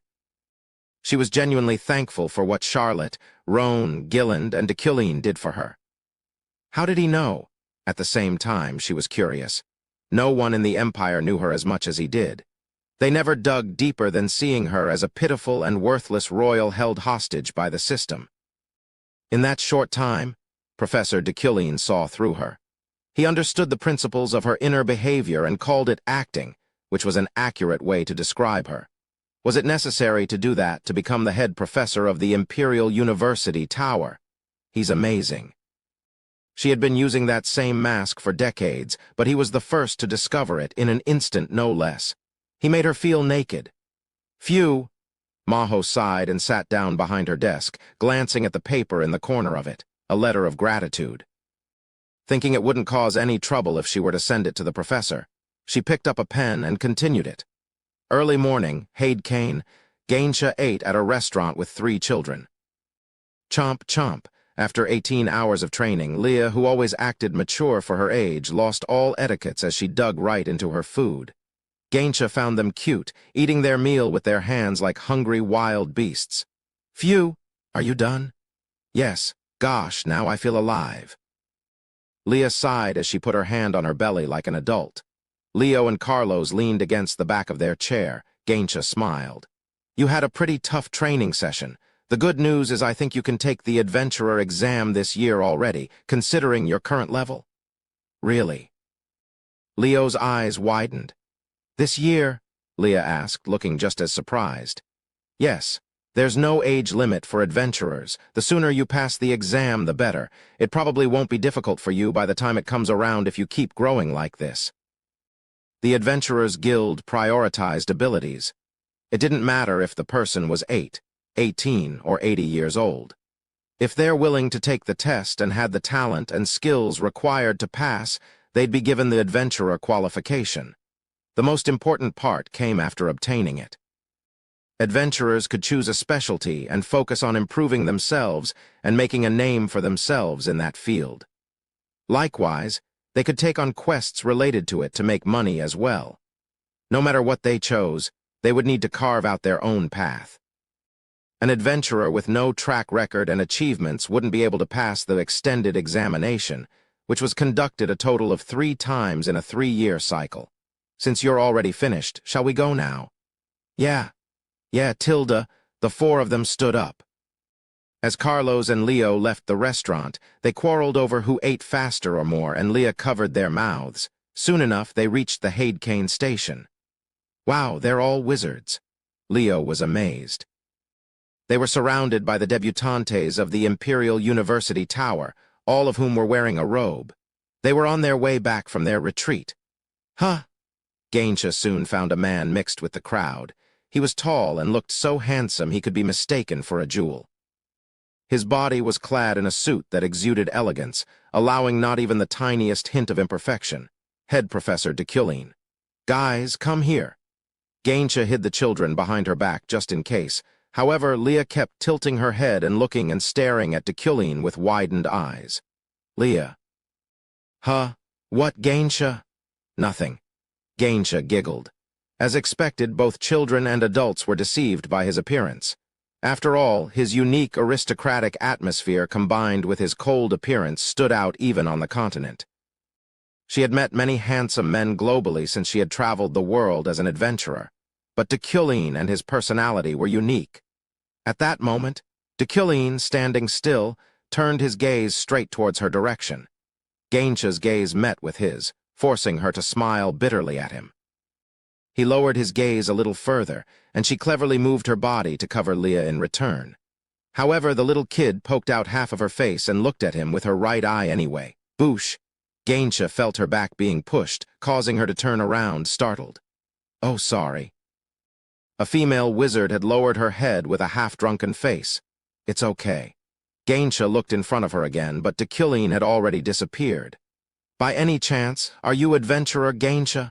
The wizard she had just bumped into asked. Gainsha looked her up and down, discerning some of her talents from that alone. She was emitting a kind-hearted aura. Yes, I am. Right, I am, your fan. I also read the book you've written. Oh, really? Thank you. Yes, so, can I get an autograph? Of course. What's your name?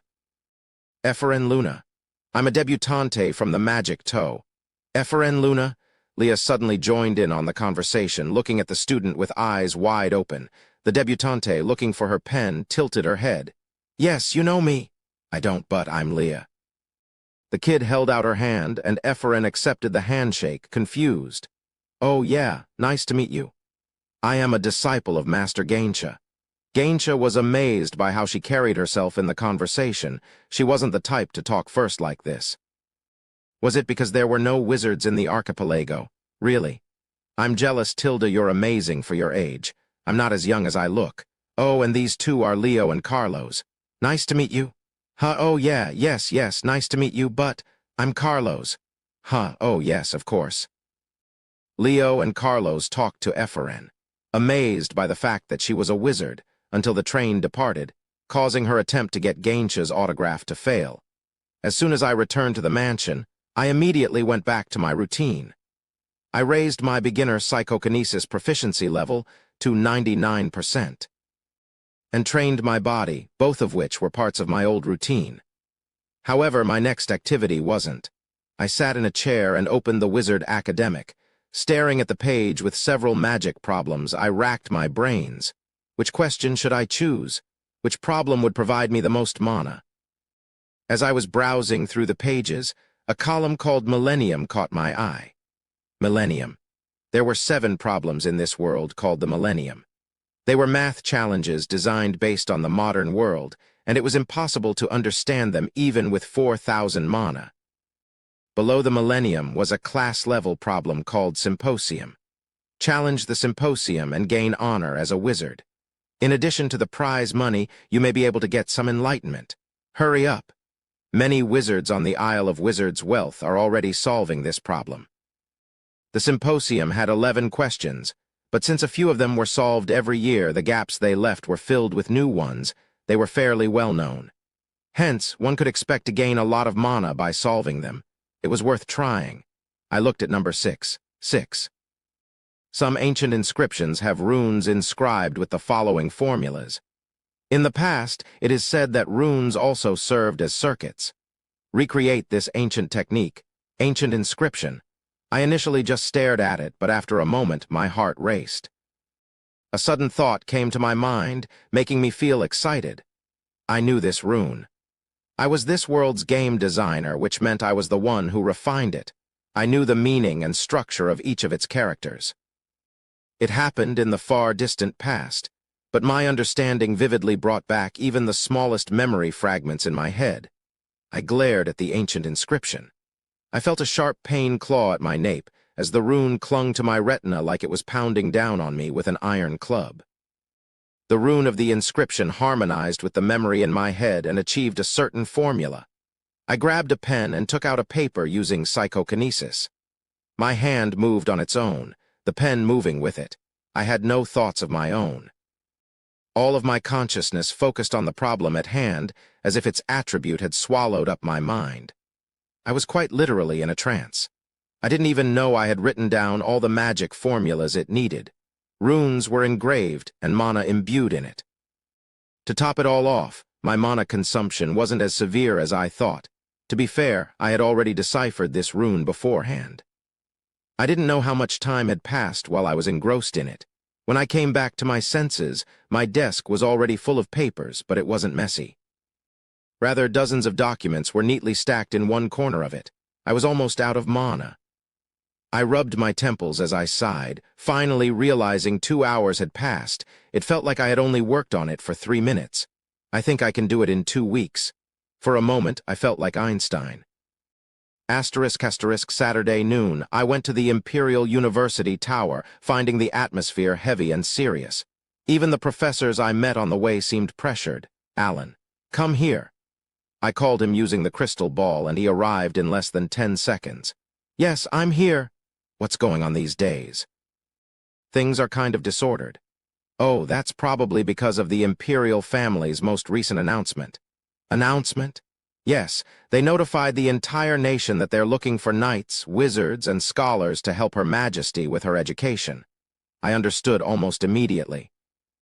Educating the Emperor was an imperial tradition, an unwritten rule handed down from ancient times. Those who ascended to the throne had to learn about the world from outside personnel for 1 year, starting from their succession. Every professor coveted that opportunity. Professor is the most likely candidate. Me? Wouldn't you be? Alan asked, startled. I don't care. I have no intention nor desire to do it. Class preparation comes first, Alan. Oh, yes, as expected from you. Let's find the records of the magical disasters that have occurred in recent years. It would be nice to have it on video. Today was Saturday, and I had some time until next Wednesday, so I planned to take turns preparing lectures and solving symposiums. By magical disaster, you mean? Anything is fine. Magical disasters were similar to the modern world's natural calamities, such as tsunamis and typhoons. They were caused simply by nature's magic power. Okay, Alan left and came back with a basket containing several crystal balls after 10 minutes. Here, thank you. When I enchanted the crystals, a magical storm immediately raged. Wuong, it was, of course, just an illusion. Oh! Alan curled up and shivered, but I watched the phenomenon with my eyes wide open. Electricity flashed amid the storm as flames spread along with its powerful winds. Through it all, the intricately shaped streams of water continued their torrent over the lands. All of them were pure elements, a bonanza of it. This is beautiful. Huh? Magic fireworks inspired my next class. Just as how they embroidered the sky, magical disasters could eventually be expressed in a formula. That was what I had in mind. From next Wednesday, my students would gain the same mindset. Wednesday, during a bright May, Sylvia walked around the campus. Its summer trees and flowers had bloomed vigorously, creating a scenery across the university so vivid it looked like it was painted with a paintbrush. Her legs, as she headed for the tower, moved involuntarily. It had been quite a long time since she last attended a class. As soon as the midterm exam was over, the death of the emperor and the succession ceremony overlapped, providing the empire with no room for lectures for about 4 weeks. Entering the building, she took the elevator to the 3rd floor and opened Class A's door. Sylvia, we meet again. You look as beautiful as always. The nobles were friendly and acquainted, while the commoners didn't even dare to make eye contact. Sylvia sat down behind her desk. Ephraim came in at the very next moment. Iffy tilde here tilde? Oh yeah, Sylvia glared at her as her eyes narrowed. She felt unpleasant to see her after listening to her arrogant speech and behavior at the retreat. An idiot like her, applying under Professor de Culleen. It wasn't even funny. She wouldn't understand even a bit of what he said, and she'd go back to her hometown crying after suffering on his hands. She should learn from Relin or Sire instead. Time passed, and her thoughts were soon interrupted. Professor de Culleen came at 3 p.m. as always. Alan was also with him. Nice to meet you. His first greeting didn't change. Sylvia organized her notebook and pen neatly. Before we begin, we'll first announce the results of your tests and assignments. Alan. Yes.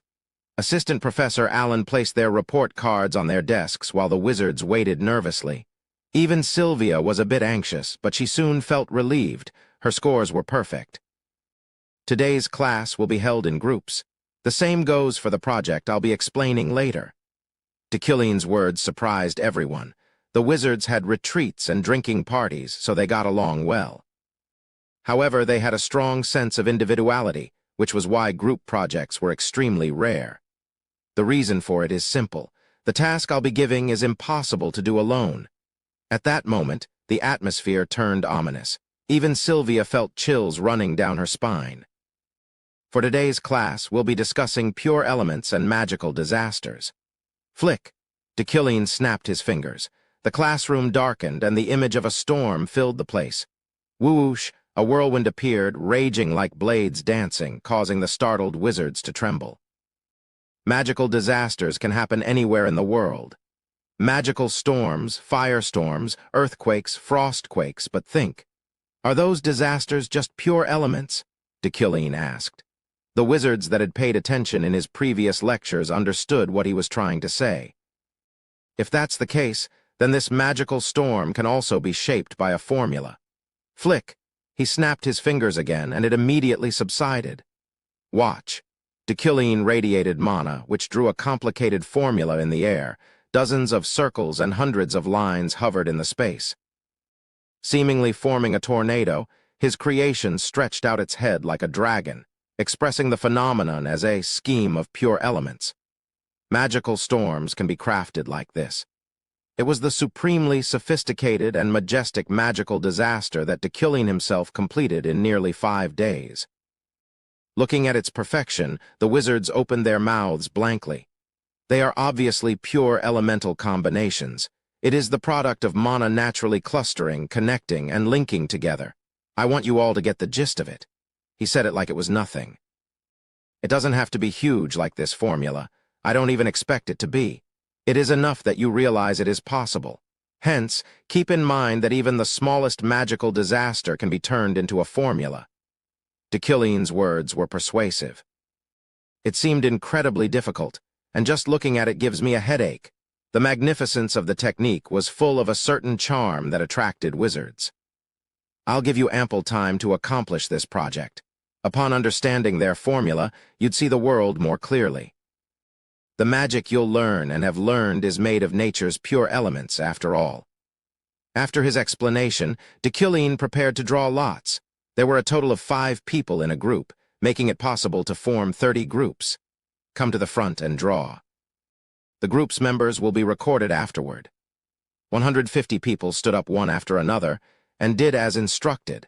After about 5 minutes, the debutantes finished grouping themselves into 5. The room's atmosphere didn't deteriorate despite everyone's expectations.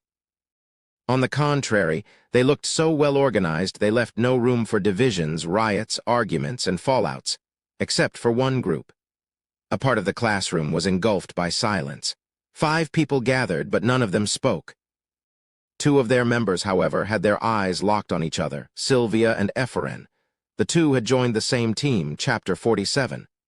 Despite being in the same group by chance, the 2 never stopped glaring at each other. Nevertheless, they sat together, Sylvia muttered. Arrogant Ephren. What? It was an interesting sight, but I turned my gaze and focused on the class again. There were still 2 hours left. We will now distribute the crystal balls. Alan. Yes. Alan placed a silk bag of crystal balls on the table. I made them hover using psychokinesis and levitated them to each group. The difficulty of magical disasters was different for each crystal. Some were difficult, and some were relatively easy. I distributed them based on the total scores of each group's midterm exams. Naturally, Sylvia and Ephren's group got the most difficult one. After giving them out, the wizards began chatting about the crystals. Focus. That one word organized the mess. All the 150 debutants regained their concentration. I will now talk about the act of observing the world. I looked into their eyes as I spoke, an unconscious authority enveloping my voice. You probably see the world as nothing but a phenomenon. Just as a scientist looked at the world from a scientific perspective, it was only natural for a wizard to look at it from a magical point of view. Reaching that stage required a process of maturity and proficiency, however. Engineering undergraduates, for example, couldn't see the world scientifically. They lacked the ability to do so, but above all else, they weren't used to it. One had to be at least a PhD to understand a bit of it. The same applied to wizards. Just by looking at the debutantes, I could already guess they didn't magically analyze the world's phenomena. The world I see is different from the world you see. That wasn't a lie. I wasn't bragging or being pretentious. The world looked different to me. The power to see abstractions, phenomena, ideas, concepts, etc. vision. That attribute progressed just as my magical knowledge grew. From now on, I will pass on to you the world I see. Observations made with vision were easy to mistake as impossible to explain, but that couldn't be farther from the truth. They were the debutantes of the Empire's most prestigious Imperial University tower. They were elite wizards with outstanding talent. Therefore, teaching them was easy. Don't miss a single word I say, not a single line of the formula I draw. If I expressed the process of seeing the world through vision, they would use it as a textbook and study independently. Just allowing them to look at what I could see would be enough for them to grasp and understand it. I had already proven this by testing it on Alan. Let's begin. First, I reproduced the magical disaster contained in a small crystal ball, dirt fog. Let me show you how it looks from my perspective. Lines and circles soon replaced the fog as I implemented the process slowly and clearly. The wizards looked at them and wrote them down. See a fire. This magical disaster burns ships and sailors at sea, which is a bit unusual. It is almost impossible to escape from since it turns the sea itself into flames. I showed various magical phenomena as I saw them. I tried to convey to them the world observed through vision. After demonstrating more than enough disasters, I looked at my watch. It was 5:59:50. Do not forget the world I showed you today. I fixed my cuffs and straightened my suit. From a magical perspective, watch and think of all the phenomena that ordinary people just pass by. The wizards looked at me blankly, their notes full of magic formulas. However, greed is prohibited. Start learning at a scale that fits your level. It was exactly 6 o'clock. That mindset is where it all begins. At that moment, I ended my class. I left the classroom, leaving them behind. Good work. The wizards didn't stand up. Ephraim stared blankly at her notebook, every page of which she had filled with all kinds of geometric patterns. It had been effectively turned into a record of the magical disaster replacement process that Deucalion showed. Oh, so because of this, the fog becomes like dirt. Gosh, I feel like my head is going to explode. It was hard. Insanely hard. But it was doable. At first, she didn't really have an answer, but she was slowly getting the hang of it. Ephraim followed the same process that Deucalion had shown, creating a minuscule dusty mist that floated above her palm. This is it. This is the dirt fog. Now it feels like we just had a real class. Eurozan, a member of the same team, said, to which Ephraim nodded, I know. My head hurts. The professor is really awesome. How did he do all that? I know. Deucalion described the process of formulating magical disasters in great detail. Ephraim admired the smooth flow of his explanations, but at the same time, she had some doubts if it was actually his skill. What he showed today was amazing. However, she couldn't help but be suspicious about the possibility that he had found a new slave to replace her father. Of course, she had no intention of exposing or raising suspicions. Whether in the distant or near future, she decided to confirm her doubts herself one day. Arrogant Ephraim. Sylvia glared at her and rambled. She shrugged. Whatever. Anyway, I think we'll have to get together for a day to do the group project. When is a good time? No one replied. Ephraim nodded. Let's go to Sylvia's house then. Who gave you permission to do that? Isn't your house the biggest? It's the only place the 5 of us can go. Okay, but you can't come. Can't you just grow up? Eucline's estate was in the midst of fortifying its defenses against the opening of Marek. How's the progress? Uriel asked, riding a red horse which Deucalion recommended on a mountainous area not far from the northwest mining area. The walls, watchtowers, and the fort are all nearing completion. The underground road is still under construction, but it is expected to be completed this summer. Good, Uriel replied sternly, then scoured the surrounding area. The contents of Deucalion's letter suddenly came to her mind.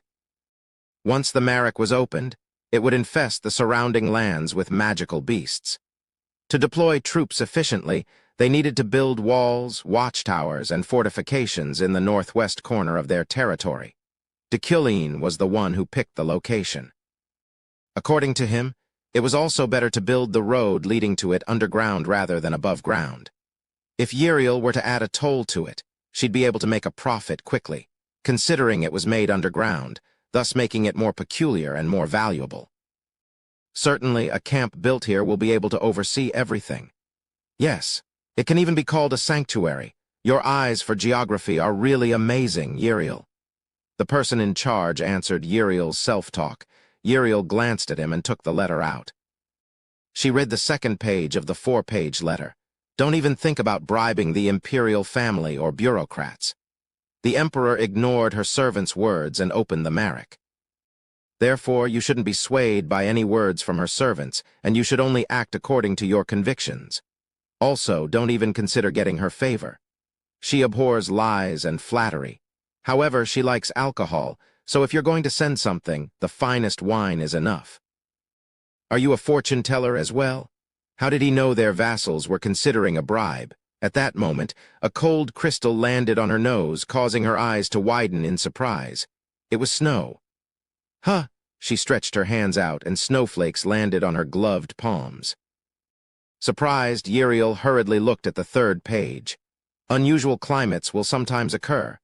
There's no need to panic, but it could be a sign of a demon, so be sure to guard yourself, especially if it's snowing in midsummer.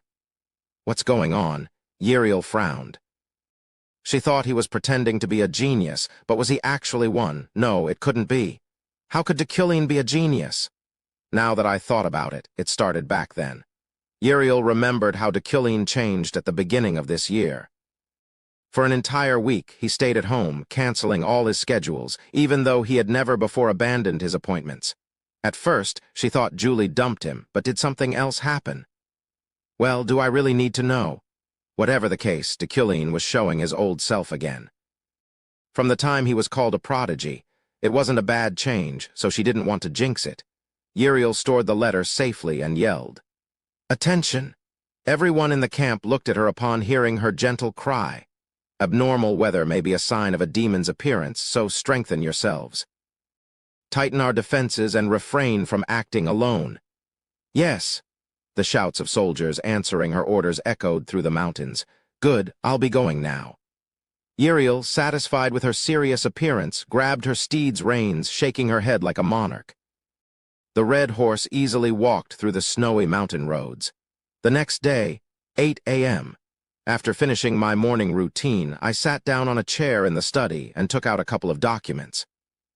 Eucline's Halech auction, Lucho's scissors, dark floor carpet, ancient saddle. This was the first auction I held after acquiring the appraisal point.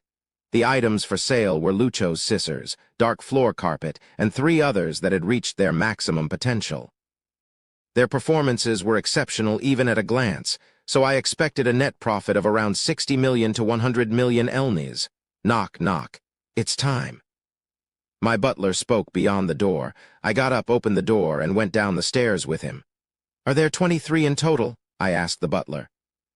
Today I had many external projects that I had to close myself, all of which revolved around investments. Yes, that's right. Good, come with me. As you wish. I got into the prepared car, which then went straight to the city center of the continent. My first destination was the hardware store Rockcan's Wharf. Oh, you came.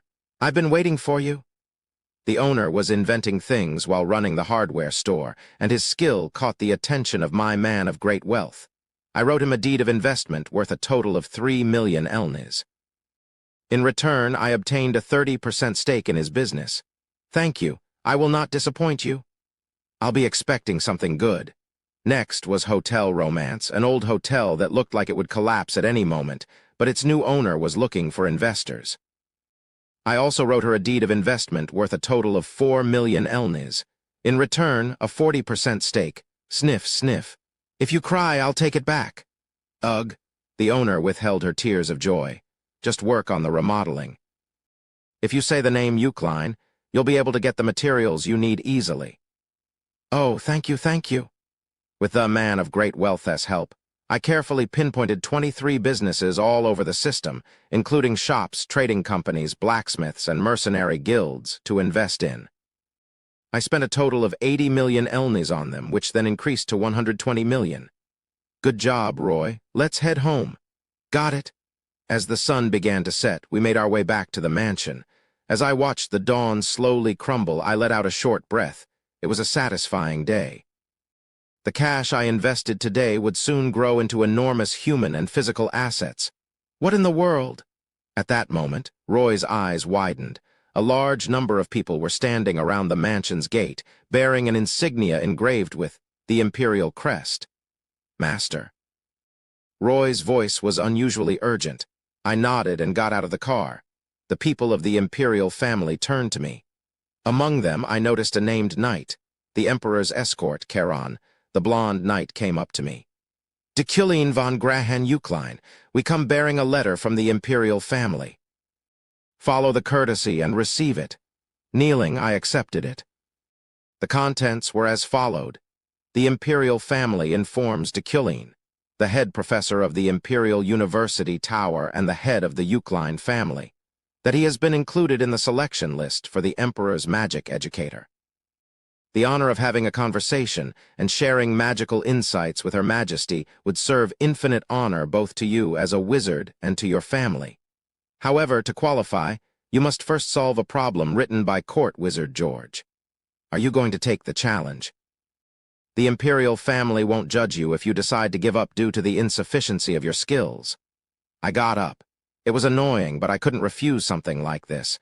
There were huge rewards for quests related to the imperial family. How can I not take the challenge? Good. Charon handed a B4-sized magic paper full of formulas. I stared at it, focusing on each of its details. I almost depleted my mana, but as time passed, I managed to derive the correct answer. The logic of the problem was somewhat familiar, runes. I drew the formula on the answer sheet. Congratulations, I am George, the court wizard. If you have solved this problem, a voice came out as I applied mana to it. The imperial family, who were about to leave, looked back in surprise. Have you already solved it? Charon asked with a slumped posture. Yes. How? Prince George definitely said. The voice of the answer sheet continued. You probably took a day or 2 or even 3 to answer it. As you already know, since you've already solved it, this problem utilizes runes. It was a hard problem. I was just lucky since I've been researching runes these days. Not to brag, but I don't find it that hard. However, I did try a little to make sure you won't be able to solve it too easily. While the voice continued, Charon approached me once more, his brows and wrinkles swelling in disconcert. Eucline von Deculine. No. Deculine von Grahan Eucline. Charon took out a card with the imperial seal from his inner pocket and handed it to me. This is an invitation from the imperial family. You have been selected for the exam. Thank you. I bowed down with dignity. The imperial palace built on the loftiest site in the empire was like a small world in itself. Its space of introspection was just that magical. There were always 4 seasons around it. To its northeast was winter, northwest was summer, the southeast was spring, and the southwest was autumn. Therefore, the emperor always led her life through the 4 seasons. The people of the empire called this strange phenomenon God's blessing. Since that's the case, do we really even need to take a separate screening test? Let's just go with Deculine. In the imperial palace's private study, which was filled with all kinds of old books, Sophian received a report from Charon. I think it would be better to watch a little more, though. Sophian raised her eyebrows. What are we watching? It wasn't even a day. He solved it in 5 seconds. It was 5 minutes. 5 seconds, 5 minutes. Is it that big of a difference? That's 60 times. At his timid reply, Sophian chuckled. Charon bowed his head in embarrassment. You seem to like that Luina more than Deculine, huh? It is not a matter of personal likes or dislikes. However, I think an impeccable wizard is more suitable for the imperial palace. Professor Deculine has a lot of rumors revolving around him. Luina also solved the problem swiftly. Did she solve it in 3 minutes? 3 hours. Humph.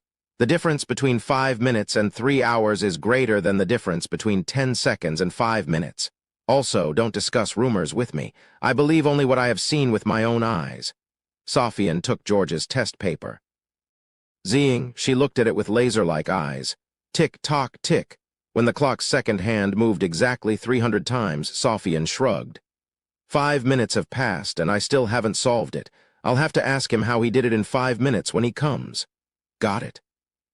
Sophian ascertained with those words that Deculine would be the emperor's magic educator. That aside, is the night screening test still going on? It hasn't even started since it's a pretty practical test. It seems it'll take a little bit longer. Didn't the guy who prepared the test get injured? Isaac von Derek Lujeden, the deputy commander of the Imperial Knights. He was wounded while exploring Marek. No, maybe it was a self-made play. He was against the opening of Marek, after all. We are looking for another suitable person. The right person, oh, suddenly Sophian smiled mischievously. I have a good idea. Her words made an ominous feeling rise inside Charon. He looked at the emperor without saying a word. This will be fun, trust me. Listen carefully. The screening test will. Charon sighed at the emperor's suggestion as she released a burst of maniacal laughter. Chapter 48, Selection 1. I'll draw a card now. Tilda in the break room of Freyham. A game was in full swing. And oh, I pulled out the binding sword. They were playing a psychological card game in which 5 knights, 2 specters, 1 wizard, and 1 duke were selected out of 9 players. The knights would need to search for the specters, and the specters needed to kill everyone. It was the popular specters and knights. Whose heart should I put the binding sword? Cindy, a subordinate, swung the round table. Julie remained calm. In fact, from the moment Cindy pulled out the binding sword, her heart was already pounding. Ma'am? What? You're a specter, aren't you? Cindy leaned towards Julie, outright expressing her suspicion. Julie placed both of her hands neatly on her lap, then shook her head. No. I think you are. Look at you. You really don't know how to lie, ma'am. What do you mean? Since we said on the previous game that the change in your facial expression is too obvious, you are forcing yourself not to make any facial expressions. Julie inflated her cheeks, pretending to be upset. Now you're making a forced expression. I'm not. I'll use the binding sword on you then. You'll regret it. I am a knight. Now I'm having doubts with you talking like this. Cindy pretended to be worried. Julie wondered if that was a real concern, but it was also a joke. Yes, I will accept it. When mana was injected into the card, it glowed.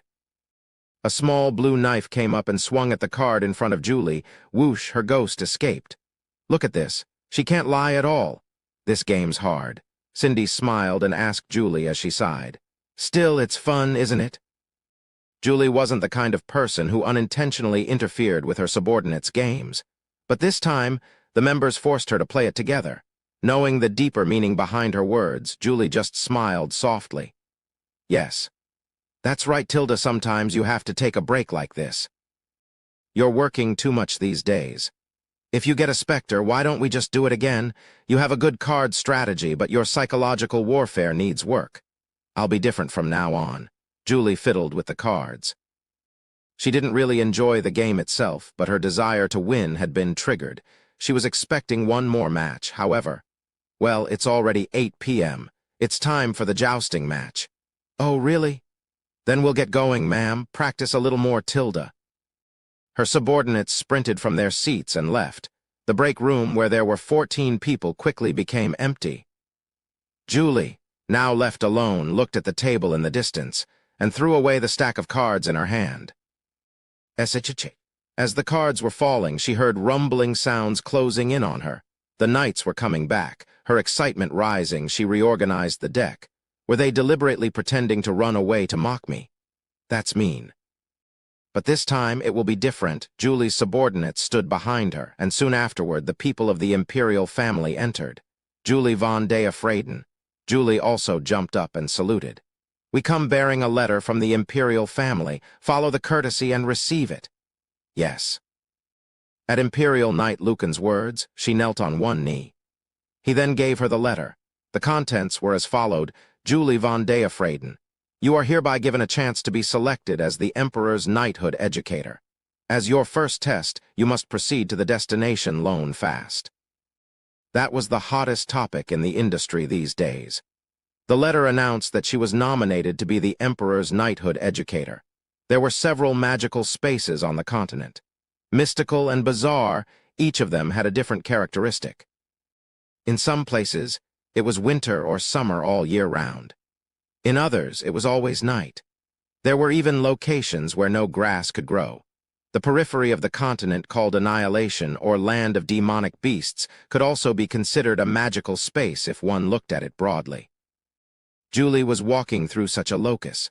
Although it was summer, the whole area was covered in perennial snow. Her arduous march lasted half a day, at which point a flash of light led her to her destination, a large cottage. Julie stood in front of the door and knocked. Knock, knock. Is anyone there? There was no reaction. Knock, knock. Come in. As she knocked one more time, someone inside answered. Julie opened the door, and the warmth inside pushed away the gelid blizzard's chill. She found familiar faces in the living room, Sirio, Raphael, and Gwen. All of them were her seniors in college. It's been a while, Julie.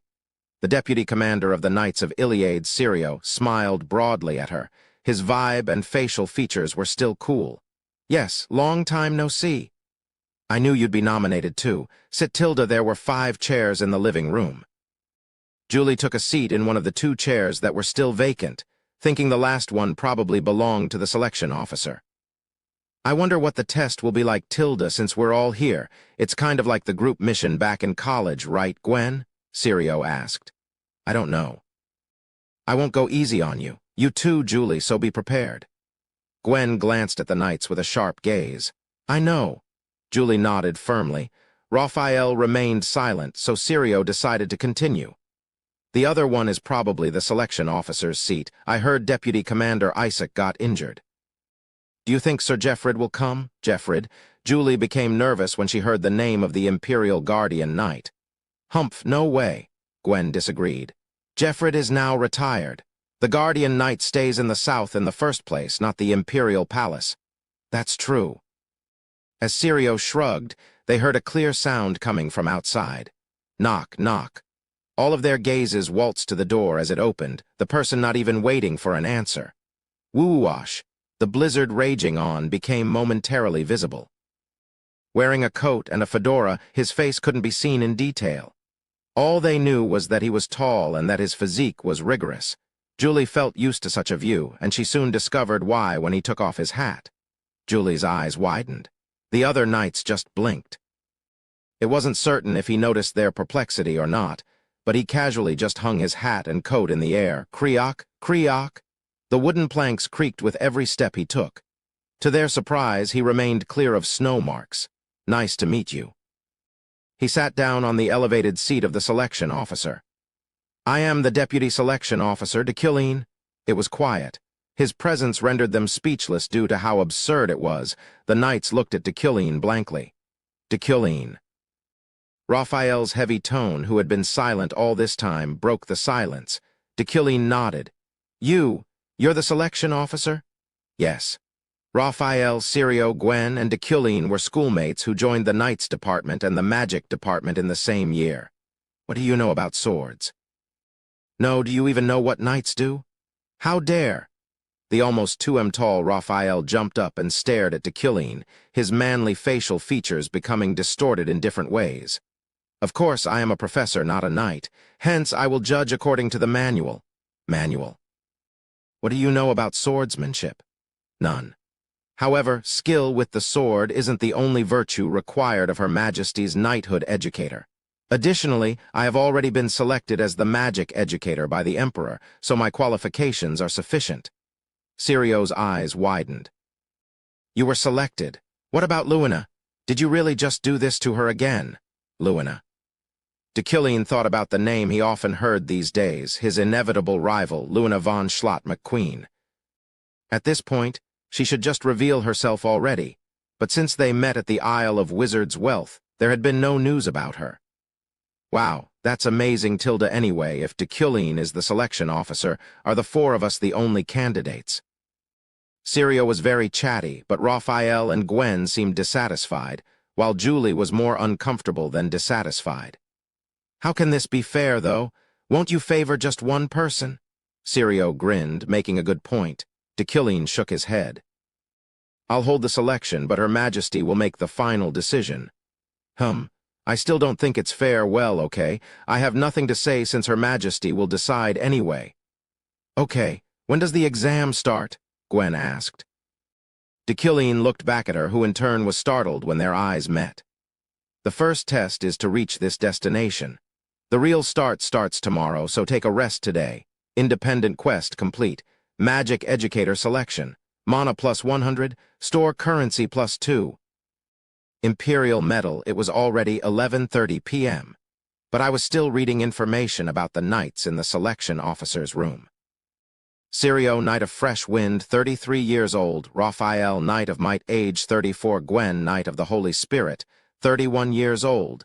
Julie, Knight of Refinement, 28 years old. Each person had 100 pages dedicated to them. The Imperial family gave me unexpected and high-quality information. 3 days ago, they entrusted me with the title of Deputy Knighthood Educator Selection Officer. Perhaps it was at the Emperor's whim, but as soon as I saw the list of selected knights, I accepted it without any hesitation. It was because of Julie. I muttered. If I were the original de Killeen, Julie wouldn't have even been selected in the first place. De Killeen's work behind the scenes would have caused Julie to be excluded from the test itself. but I didn't have the time and connections to do that. Clank, clank. The sounds of swords clashing and magic being cast echoed outside. I went to the window and looked down. Some knights were sparring among themselves. Gwen and Sirio. Clank. I checked their swordsmanship style using vision. Gwen used the top rodal traza. Sirio used the top swift Sirio swordsmanship. Both of them were top-notch and powerful, but Sirio, who invented his own swordsmanship, was slightly better if I had to compare them. Show me what you've got, Raphael. Right. The battle between Julie and Raphael began, boom, bong. Their swords collided sharply, igniting embers.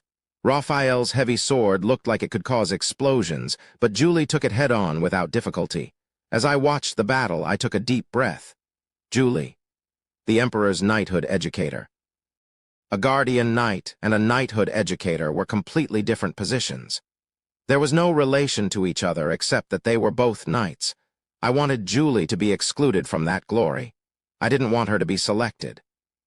That was the reason why I accepted their ridiculous offer to select knights in the first place.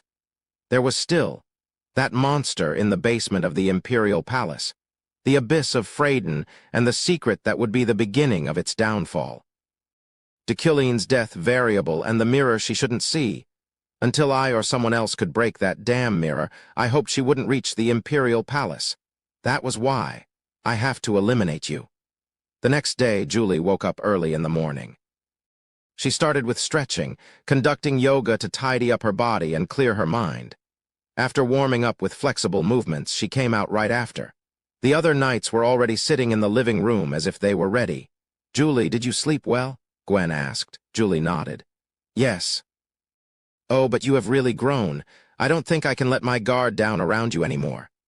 "I didn't." Julie was humble, but Sirio and Gwen praised her. They said something about her sword harboring ice, like a magic sword that used elements or something, as Julie held back her laughter like a hamster at the praise of the professionals. Dikiline appeared. He was staying on the right side of the cottage, in a separate selection room. "Is the exam starting now, Sir Tilda?" Sirio asked with a bright smile. Dikiline nodded and sat down on the chair. "The first test is to evaluate your observation and persistence." As he said that, he energized a crystal ball. A total of 4 items rose into the air.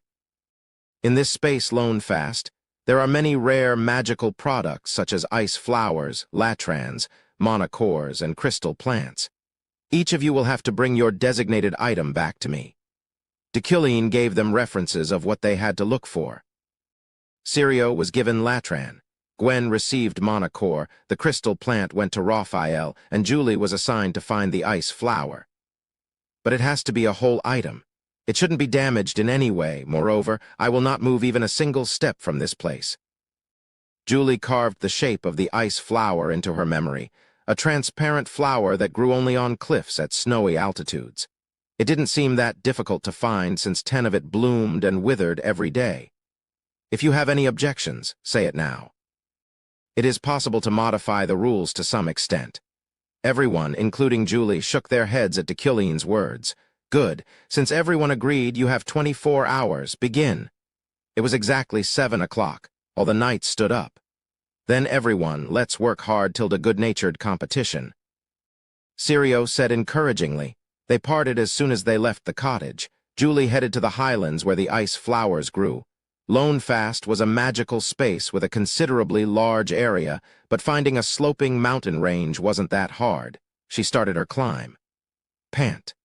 It wasn't easy. The snow was deep because it snowed non-stop last night, causing her legs to be engulfed by it every time she took a step forward. She could barely move by bouncing her knees. Nevertheless, she reached the cliff of the mountain. On that precarious slope where she would fall if she stumbled a little, she found an ice flower. It was bright and transparent. She looked at the watch and saw that only 3 hours had passed. Julie put the ice flower in her hand, then went back the way she came. Creak. She opened the door as soon as she arrived at their lodgings. Dikiline was waiting in the living room. Julie approached him and held out the ice flower. Here it is.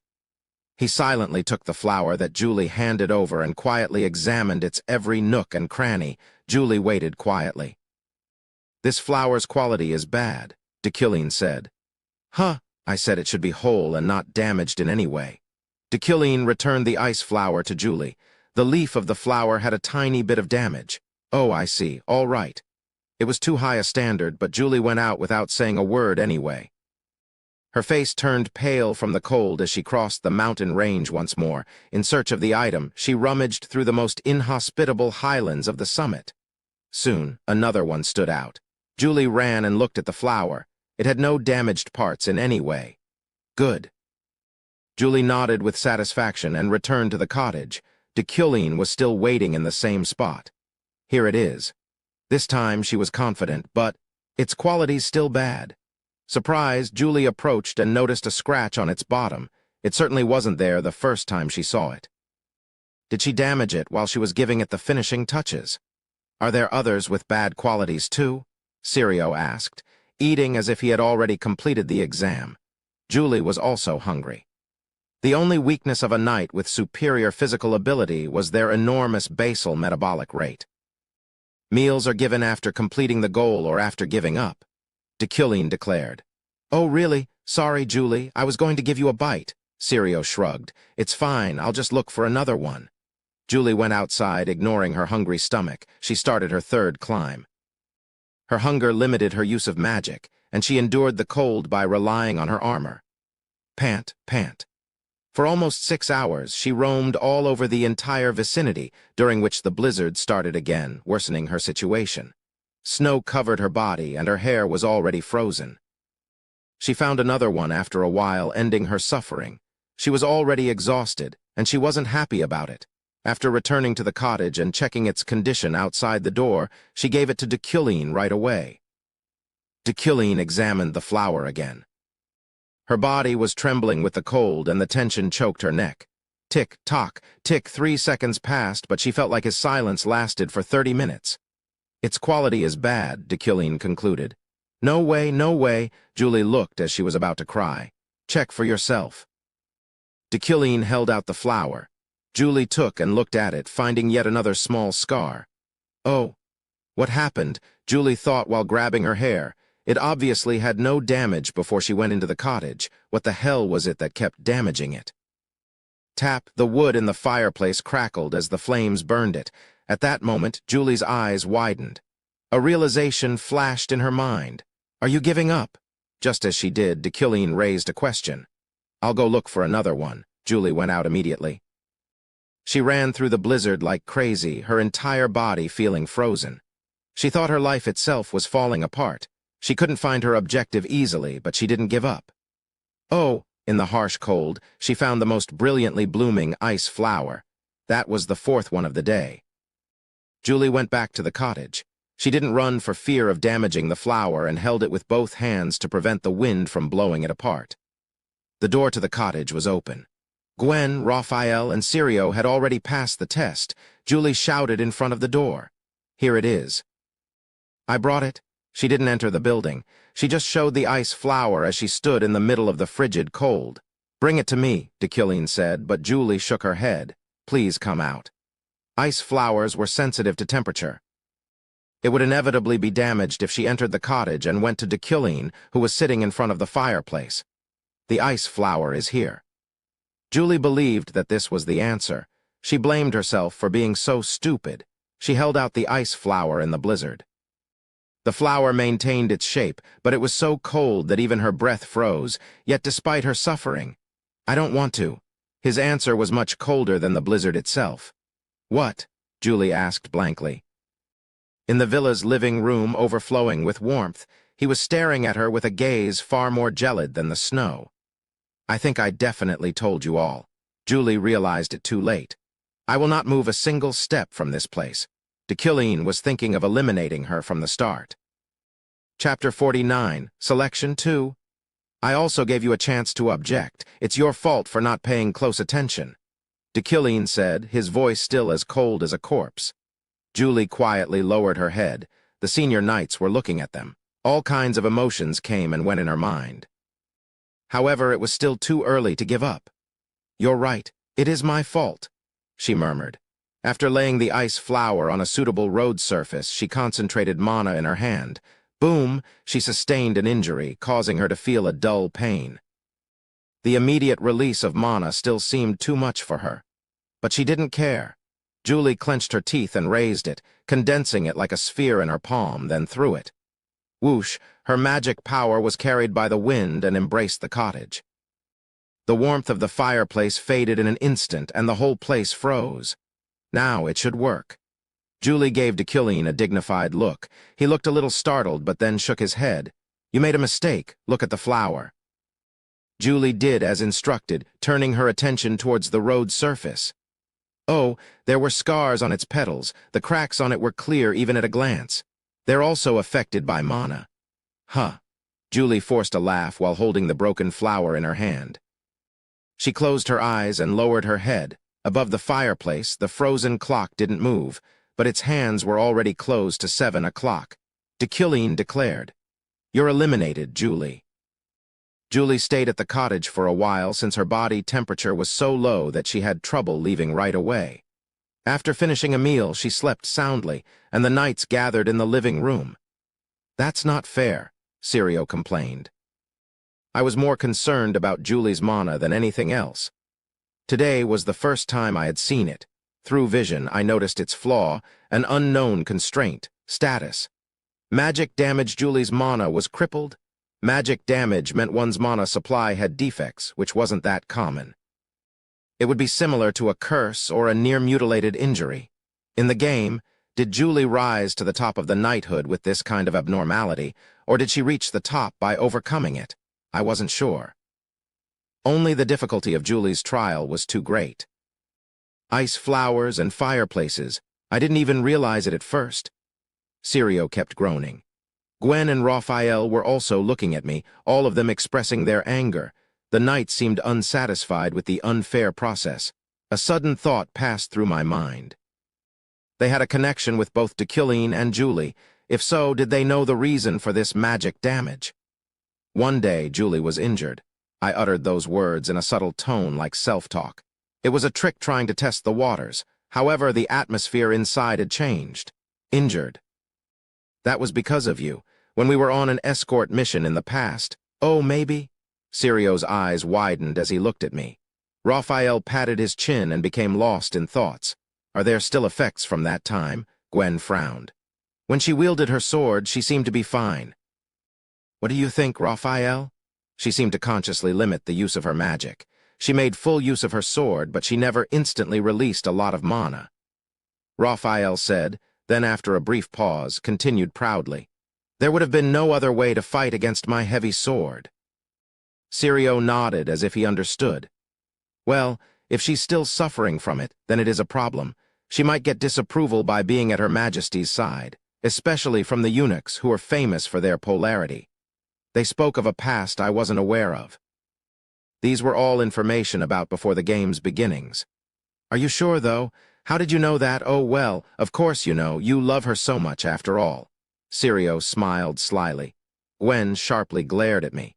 Enough. Even if that's the case, this isn't how you should treat people. This kind of behavior isn't cool at all. Even if she is injured, she can teach Her Majesty enough. You're overprotecting her.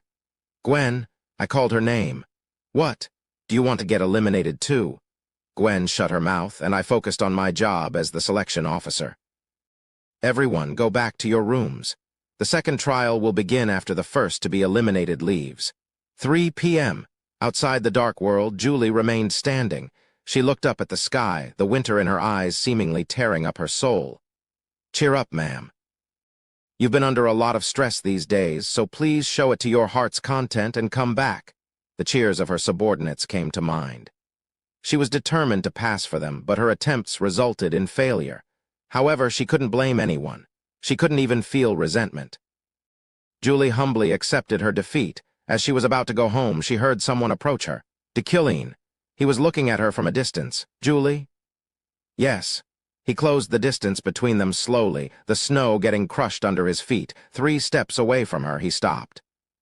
He thought for a moment as if choosing his words. I apologize for what happened today. Don't. Julie shook her head. As you said, it was my fault. I understand. It was a test in itself. Dechilline didn't say anything. He couldn't understand her saying that it was her fault. Julie spoke with sincerity. Ice flowers and the fireplace. It was really clever. I should have checked it when I got the assignment. Dechilline let out a small sigh. Clever, my ass. She's such a fool and honest person. Before I let you go, there is one thing I want to ask you. Is it as a selection officer? He shook his head. No. All right. Fine. It would be as Kim Woojin, not Dechilline. No, as Kim Woojin, who harbored Dechilline's feelings. Dechilline remembered the first time he met Julie. That day, she furiously talked about a promise, but he didn't even ask what it was. There was a promise I broke the other day. She looked at him without saying a word. He continued, speaking indifferently. Tell me that promise again. Her eyebrows twitched, and he just gave her a faint smile. I just want to hear from you again. Hearing him say that made her think he was cunning. At some point, he had become such a mysterious person. It has already been half a year. At that time, I received a letter from a member of the Luna family, the mother of the wizard who took his own life under your command. What was the content of the letter? I've already shown it to you. It spoke of the evil deeds you've committed in the past. I asked you for an explanation, and you remained silent. At that time, Julie showed the letter to Dechilline, but he glared at her with a crushed gaze and burned the letter. You said it was something I didn't need to know. I see. Dechilline acted as if it had never happened before. Again, this was an incomprehensible behavior. Why are you asking me about it now? He looked at Julie. A bitter smile appeared on his lips. Because it was my fault. What? Surprised, her eyes widened. Dechilline repeated his words. At that time, it was Dechilline's fault. However, the research is still ongoing. He designed it, but I'm the one starting its construction. I'm now filling in the blanks myself. Naturally, since this is a study we started together, I'll name him as my co-author. Dechilline looked at the horizon. The sun was slowly rising. The nature of magical spaces was so strange. If I profit from it, I will share it with his family and help them regain their honor. On the day it's published, I'll also apologize to him. His face was drenched in daylight. Like ice in the spring sun, he was cold but warm. She responded quietly. Why didn't you say that then? Then Dechilline turned his eyes to Julie. She didn't avoid his direct gaze. I don't know, maybe because it wouldn't change anything even if I had said that. What? At that time, you were only looking for reasons to hate me. Just as Dechilline loved Julie, it might have been fate that Julie hated Dechilline. That was what he thought. I understand. No matter how you feel about me, we can't control our feelings. No. However, Julie had a different opinion. She shook her head firmly. I used to like you. Dechilline's expressionless eyes widened. At his surprising change, Julie blushed. No, that's what I mean. The relationship between Julie and Dechilline went at least 16 years back in time. Dechilline wasn't yet the head of Eucline then, and Julie was just a child dreaming of becoming a knight. Despite the many disappointments and humiliation she had experienced, the reason why she decided to trust the person named Dechilline was, in fact, all in Julie's heart. Back then, let's just bury it. Dechilline shook his head and cut off Julie's words. Because I'm not who I was back then. Julie, who had moved her lips, soon nodded shyly. Knowing Dechilline's will, she took back the words from her mouth. Looking at her like that, he said, Julie? Yes. From now on, I will try not to love you. Julie's eyes and mouth opened wide. Dechilline smiled brightly at her pure reaction, breaking his coldness. He, who had always been a solemn nobleman, turned into a boy in an instant. Still wearing his smile, he continued. It seems like you're feeling uncomfortable, so I'll try to get further away from here. Then someday we'll be able to go our separate ways. He finally told Julie the feelings he had for her. I will do it for you. When he finished speaking, he turned around. You worked hard today. Please be careful on your way home. Julie watched his back retreat further and further away. The sun then rose in the middle of the sky, illuminating the world warmly. Soon, a small, sunlight-like smile spread across her lips. You're serious. Today, she realized it again. He was trying to change. She became aware of his efforts to do so. Maybe she already knew, but just refused to admit it. As a knight, I will reflect on myself. Feeling a part of her heart warming up, Julie turned around, walking in the opposite direction as him. "I will try not to love you," his words echoed in her ears. He claimed he would change for her, saying he would stop loving her for her sake. It was definitely meant for me. She abruptly stopped and looked back, but he was already nowhere to be seen. Nodding, she went back to following her own path. The snow seemed to engulf her legs, but the sunlight soon melted all of them that clung to her body like sludge. Julie walked away from Dequilline. At the same time, she acknowledged her feelings towards him. I successfully completed the selection process. After 3 days of exams, 3 more knights were eliminated, leaving Raphael to be selected. Thanks to him, I spent 3 days on it, but it didn't mean I gained nothing from it. Using vision, I observed the best knights in the continent, remembering how they moved through understanding. It was an experience that was hard to attain, even with $1 million.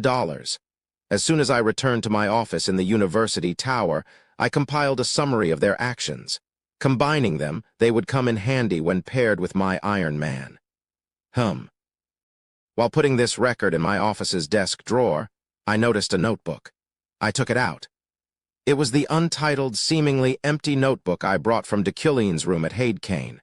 The detailed information it contained remained hidden, but it was clear that it was a magical artifact. The use of these magical artifacts was usually straightforward. I just had to infuse it with mana.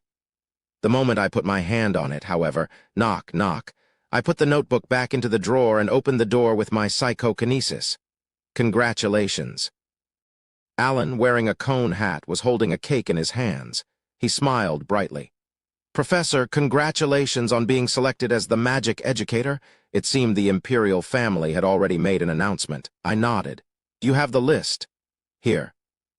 Alan held a document out as if he had been waiting for this moment. As soon as I looked at it, I frowned. List of magic educators of the Imperial Palace. Dequilline von Grahan-Ukline, Luna von Schlott McQueen. There were 2 magic educators, but that wasn't the worst part, considering I was bound to meet Luna someday anyway.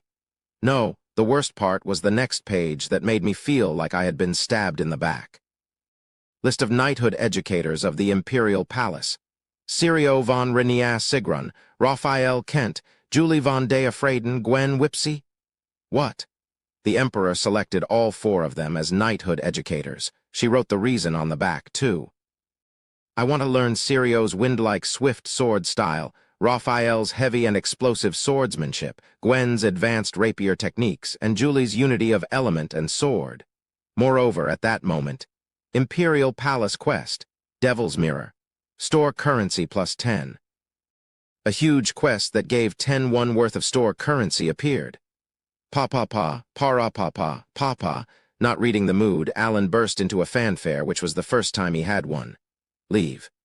"Oh, okay," I beckoned, and Alan, reading the mood, went straight out. I stared at the list and thought about it. However, nothing would change if all I did was ponder all over it behind my desk. All of this was the Emperor's will. Damn. I sat on a chair and brushed my hair. Knock, knock. I was about to leave, so I approached the door and opened it this time. Sylvia looked up at me with a huge scroll in her arms. "Professor, I have a question." "Question?" "Yes. In the last class, you said that this project would be difficult, and you told us to come to you with any questions." "That's true, but are you alone?" "Yes. Come with your teammates." I closed the door. Knock, knock. Sylvia knocked again. Since I didn't open the door, I only heard her voice. "My teammates are not helpful. Group projects are not supposed to be done alone." Only then did I hear her footsteps moving away, but after a moment I heard a knock again. I opened the door, and this time I found the other 4 with her. It was as if they were together all this time. Did Sylvia leave the 4 of them so that only she would ask me questions? "We're all here now." "Okay, come in." I guided the freshman to the table in the office. As soon as Ephraim sat down, she displayed an ominous smile. Asterisk, we decided to do the group project like this. So. Sylvia put down the scroll. Dequilline nodded and unfolded it. He told them to come at any time, but he didn't think they would really come at this time. He. Ephraim giggled inside. The magical disasters formula written in the scroll wasn't complete. She wrote the wrong part on purpose without Sylvia's knowledge. It was a very clever trap that she pondered for 2 days and 2 nights. Hence, it would be hard even for him to figure it out just by looking at it. Why? This was because it was a trap with catalyst written on it. What part did we do wrong? Ephraim asked Achilleen cautiously, pretending to be frightened. She tensed up and licked her lips. He silently looked into the scroll. Chapter 50. Imperial Palace. 1. The head professor's office was dead quiet. Achilleen focused on the scroll without saying a word. It was full of lines and circles and all kinds of magic formulas. Ephraim swallowed hard and clenched her fists tightly as she looked at Achilleen nervously. Her heart was pounding, and cold sweat was running down her temple. Even her breathing became rough. This knot that the magic circle continues is loose. A fountain pen floated up behind Achilleen's back as he looked into the formula. These parts. The pen checked 8 parts. Always check the difference between a tight joint and a loose joint. Sylvia compared with her eyes what he checked and what he didn't. There was a subtle but clear difference. Ephraim also took his advice seriously at this moment. The level of completion of the rest of your work isn't bad, Achilleen nodded.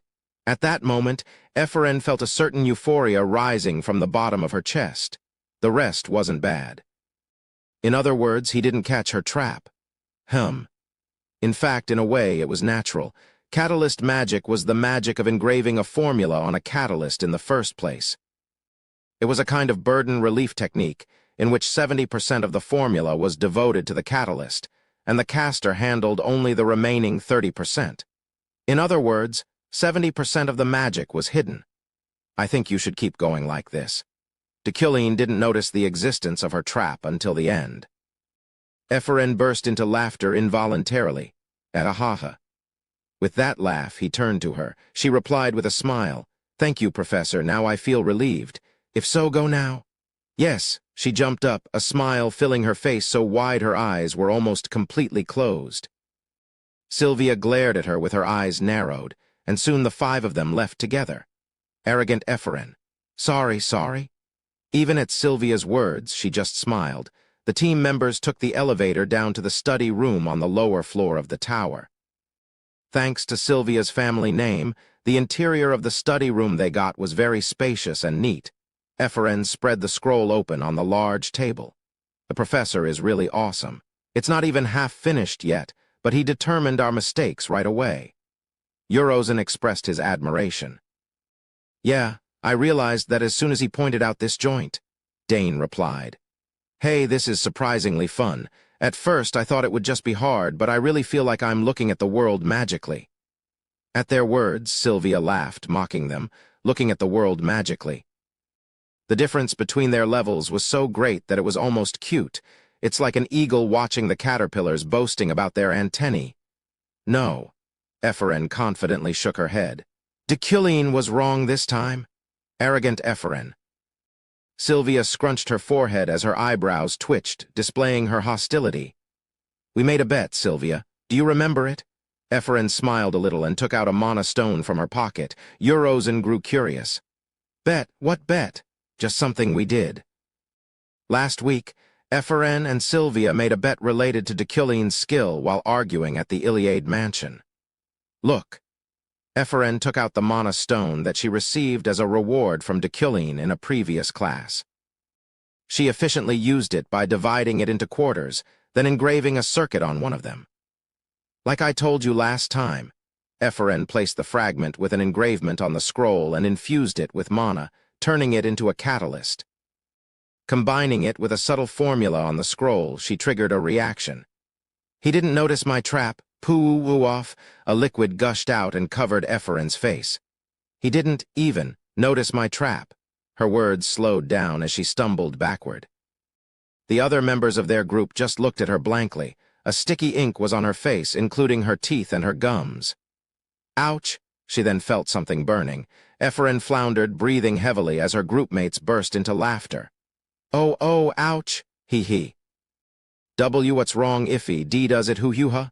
Pant, Sylvia turned around. She didn't want to laugh, so she refused to look at Ephraim, but her nostrils and lips kept fluttering. It's hot. Ephraim placed a bowl on the ground, created water, and put her face in it. Burble, she stayed in that position for a while, raising her head only after the burning feeling went away. Pant, pant, I'm dying. Sylvia smirked at her swollen lips and reddened eyes. Arrogant Ephraim, look. Managing to open her eyes and look at where Sylvia pointed to, she found a sentence floating above the scroll. Your originality deserves a little praise. Damn, oh no, no, no, no, no. It's starting to burn up again. Frowning, Ephraim put her face into the bowl of water once more, and Sylvia resumed working on their project. However, Sylvia had grown a little wary. Catalyst was secretive magic with only a part of it revealed. One would have to anticipate what kind of circuit the opponent had engraved to deal with it. It required not only magical abilities, but also a genius and mathematical brain. In that aspect, Professor de Culleen was a little more than what Sylvia had expected. 3 days later, Roy informed me of the auction results. 82,145,005 epsilon after excluding taxes and labor costs. I earned more than 80 million in profit. The auction was held after I took over the appraisal shop, so there was no commission. Of this, 20 million Elnes was transferred to Haidkane's family account, hoping that Uriel would benefit from it. About 1 billion. I still had a lot of stuff to sell, so I thought I could earn at least 1 billion more. The man of great wealth's performance showed no flaws. Satisfied, I sat down in my study chair and looked at the magic book again, which was so thick it looked like 3 or 4 books were put together. It was aptly titled Metal Enhancement. This was one of my efforts in upgrading psychokinesis. I lacked the knowledge and mana to understand the concept of metal enhancement in the past. After all, my magical knowledge and base qualities determined the amount of understanding-s mana consumption. For example, solving calculus with elementary school-level knowledge would consume enormous mana, while having high school-level knowledge would provide me a discount for it. In that sense, metal enhancement was medium-scale magic that required enormous mana and numerous magic formulas to cast. It was still too expensive and complicated because it was an enhancement-type magic. But metal enhancement was usually used for huge castle walls. Contrary to its seemingly simple name, it could be used as the final weapon for anti-aircraft attacks. Hence, it was impossible for me to understand the core circuit of this magic even after pouring out all my magical power, and I didn't even feel the need to do so. However, since I steadily read and studied magic, my knowledge level had improved to such an extent that I finally partially succeeded in interpreting the part of this magic in charge of enhancement. The Metal Enhancement series only used curved lines, eliminating the need for straight lines. Henceforth, I implanted this circuit into my body's psychokinesis. Of course, I couldn't reproduce the full scale and performance of the actual metal enhancement with my current understanding level of it. Its output would be greatly reduced, but I could minimize the risk it could pose by making sure it only applied to objects held by my psychokinesis and by imbuing my wood steel with a part of its formulas. In a way, this is thanks to Ephraim. Inspired by her challenge 3 days ago, Catalyst Magic relieved me of my magical burden. Chomp. Chomp. I carved a circuit on a wood steel shuriken, spending 30 minutes for all 20. After learning metal enhancement, I considered studying basic restoration. It was a technique that would enable me to give restorative power to psychokinesis itself, allowing the object it controlled to recover independently. Perhaps there had never been such a versatile psychokinesis in this world. To be fair, I was weaving it without foundation. If metal enhancement and basic restoration were added to it, I couldn't even call it psychokinesis anymore. Restoration magic? A thought occurred to me out of the blue. I took a pendant out of the drawer, which had a picture of Ephraim and her father together. However, her father's face had been erased. If I were an expert in restoration magic, I'd be able to restore this torn part without difficulty. Of course, nothing would change even if I fixed it, but it's better than not doing it.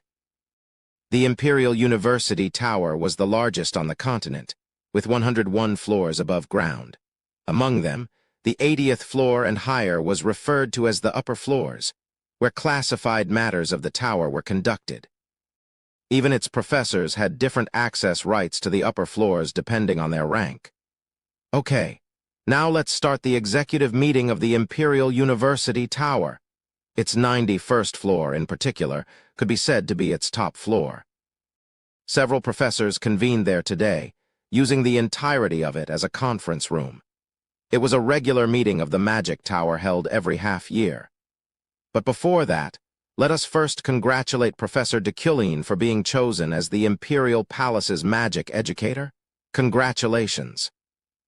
The chairman looked at me and applauded. This meeting room was tiered according to rank, so the chairman was the highest, and I was directly below her. Clap, clap, clap. The other professors clapped as well. I simply nodded in response. Your work there starts tomorrow, right? Your achievement brings honor to our tower. Of course, Luna was also selected, but it doesn't matter.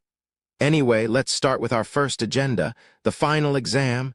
If the midterm exam was theoretical, the final exam was practical.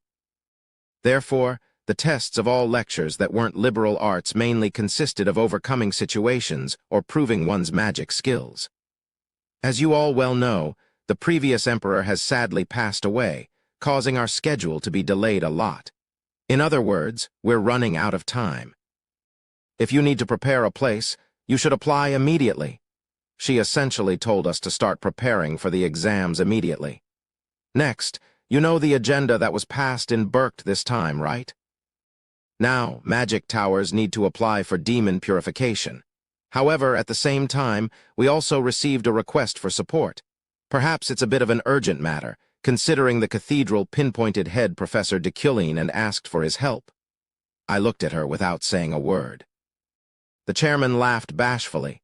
It'll be okay, right? Sighed Quest. Demon purification support. Store currency +2, yes. I agreed without hesitation. Rejecting it would be reckless. In the first place, demons were much easier to slay than beasts for me. Most wizards would feel the opposite. Moreover, the Mountain of Darkness, which has been closed, will now reopen as per the instructions that just came in. On that note, the Merrick will also begin next week. The professors let out a low sigh. The conservatives seemed a bit uncomfortable by the current situation, but they couldn't do anything about it. The emperor was a radical and fierce Lionheart, but she was also a secretive soul wrapped in a veil. Although contradictory, she could be either a villain or a good character depending on the player's inclinations. Again, this time, I did a financial evaluation of the professor's research projects, thesis work, etc., by dividing them into expenses and income. The chairman's words continued one-sidedly as several charts hovered in the air. Relin, Letran, Sire, Fyerns, Locken. The financial performance of the professors who had dozens of wizards under them didn't look good. As a side note, the new professors couldn't participate in this meeting due to their lack of rank. Except for Professor de Culleen, whose research has been stalled for 3 years, everyone else's performance is below my expectations. De Culleen had only been teaching for 3 years. I received half of my lecture fee, and the other half was donated to the university tower. The profits I brought far exceeded that of other professors. Chairman, I know it's rude, but our research is purely academic, so it's hard to judge just financially. Letran's cautious excuse was actually correct. Although I sometimes look down on them, the professors of the university tower, such as Relin, Letran, Sire, had achieved great academic achievements and continued to achieve more. However, the mana stones they consumed and the labor costs of the wizards under them were just too huge. Doesn't matter. Are you saying pure academics don't make money? Professor de Culleen's midterm exam papers were pure academics, but they made huge profits? The chairman objected. I nodded quietly. So, to overcome this situation, this time we decided to reopen the Planning and Coordination Office after 5 years of its dormancy. I need to appoint a department head to it. Does anyone want to recommend or nominate? As soon as I heard that, I raised my hand. I'll take it. Professor de Culleen. Yes, Planning and Coordination Office. To put it simply, it was a position that managed planning and budget, but I was looking at a higher place than that. I said, recommend someone. Are you recommending yourself? I recommend Achilleen von Grahan-Ukline. You're so shameless. Based on your charts, I'm the right fit too. The Planning and Coordination Office head's authority was, of course, powerful. However, my ultimate goal was to become the chairman of the Imperial University Tower. At that time, Adrian's status would be upgraded to an archmage in a year at the most. Upon doing so, she'd vacate her current position. I would then ascend to the position of chairman, acquiring several rewards, including an additional 1,000 mana for job bonuses. Is there anyone else who has any recommendations? I looked at the professors, glaring at them as domineeringly as possible. None of the professors came forward. By the way, you haven't conducted any research in the past 3 years. How can you judge someone else's research project? I can learn anything from practical research. Also, I don't know if I can say this is a study or not. I looked around the conference room and continued, and it's embarrassing, but I've been immersed in a symposium problem, focusing on solutions rather than research. Huh, symposium? Yes. Then you haven't done any research yet because of that? I sighed softly and nodded. Not necessarily, but it's because I got momentarily interested. However, that problem is now on the verge of being resolved. The chairman then looked down at me with a strange face. Then good. It's not the millennium, but still. If you can achieve that academic value and achievement, I will appoint you as the Planning and Coordination Office head. However, if you can't solve it, you'll be earning nothing but shame. There have been rumors of such a thing in the Magic Tower. In the Imperial Palace's study room, Sofian received a report from the eunuch Jalang. Could he be the next chairman? Judging by his actions, he seems to be openly aiming for it. It seems unlikely, but his research is currently stagnant, so the eunuch's ears were wide and detailed. He also had a cheap mouth or spoke like a knight, making him a convenient toy depending on who he conversed with. With the value of solving a symposium problem and the status of Ukline combined, it will be easy for him to become the head of the Planning and Coordination Office. However, becoming a chair is an entirely different story. Your Majesty's permission will also be required for it. Sofian nodded as she got up and leaned against the window sill of the study. The road of modesty leading to the Imperial Palace was visible before her. The time had come. Just then, a woman approached her. She had long, dark green hair, resembling a dark forest, sharp features, and a clenched mouth, making her look very beautiful in her tight-fitting robe coat that showed her solid character even to the Emperor. Luina von Schlott McQueen, Sofian shouted. Surprised, Luina raised her eyes and looked at her. Nice to meet you. Luina hurriedly knelt on one of her knees at her exhilarating exclamations and bowed her head, expressing utmost respect for her. She knelt like a statue, seemingly having no intention of moving until the Emperor's gaze had left her. Soon after, another man appeared from behind her. The Emperor shouted again. Achilleen von Grahan-Ukline. Achilleen looked into Sofian's eyes, showing no fear or hesitation in his gaze. He expressed his courtesy with dignity and sincerity, but he did not kneel. Sofian asked the eunuch behind her in a low voice. Why isn't that guy on his knees? Traditionally, magic educators and emperors are to be friends for half a year or a year. Of course, he is polite, but he doesn't exactly see you as a military god. Is that so? Yes, but that is if we based it on tradition. That guy is just really cocky. At the eunuch's flattery, Sofian twisted her lips. She came down from the window sill and sat back in her chair, her expression turning rotten. I actually selected the two of them, but this is going to be cumbersome, just by imagining them talking about nonsensical magic in front of me. It wouldn't be a problem if you delay for a while. Refusing their admittance isn't bad either. To tame them, enough. I already greeted them. The Emperor looked at her desk. A chessboard was shining on it, making her smirk. I'm so sick and tired of being overworked. And today is my first class with those friends of mine anyway, so it shouldn't be a problem if we play a little game of chess.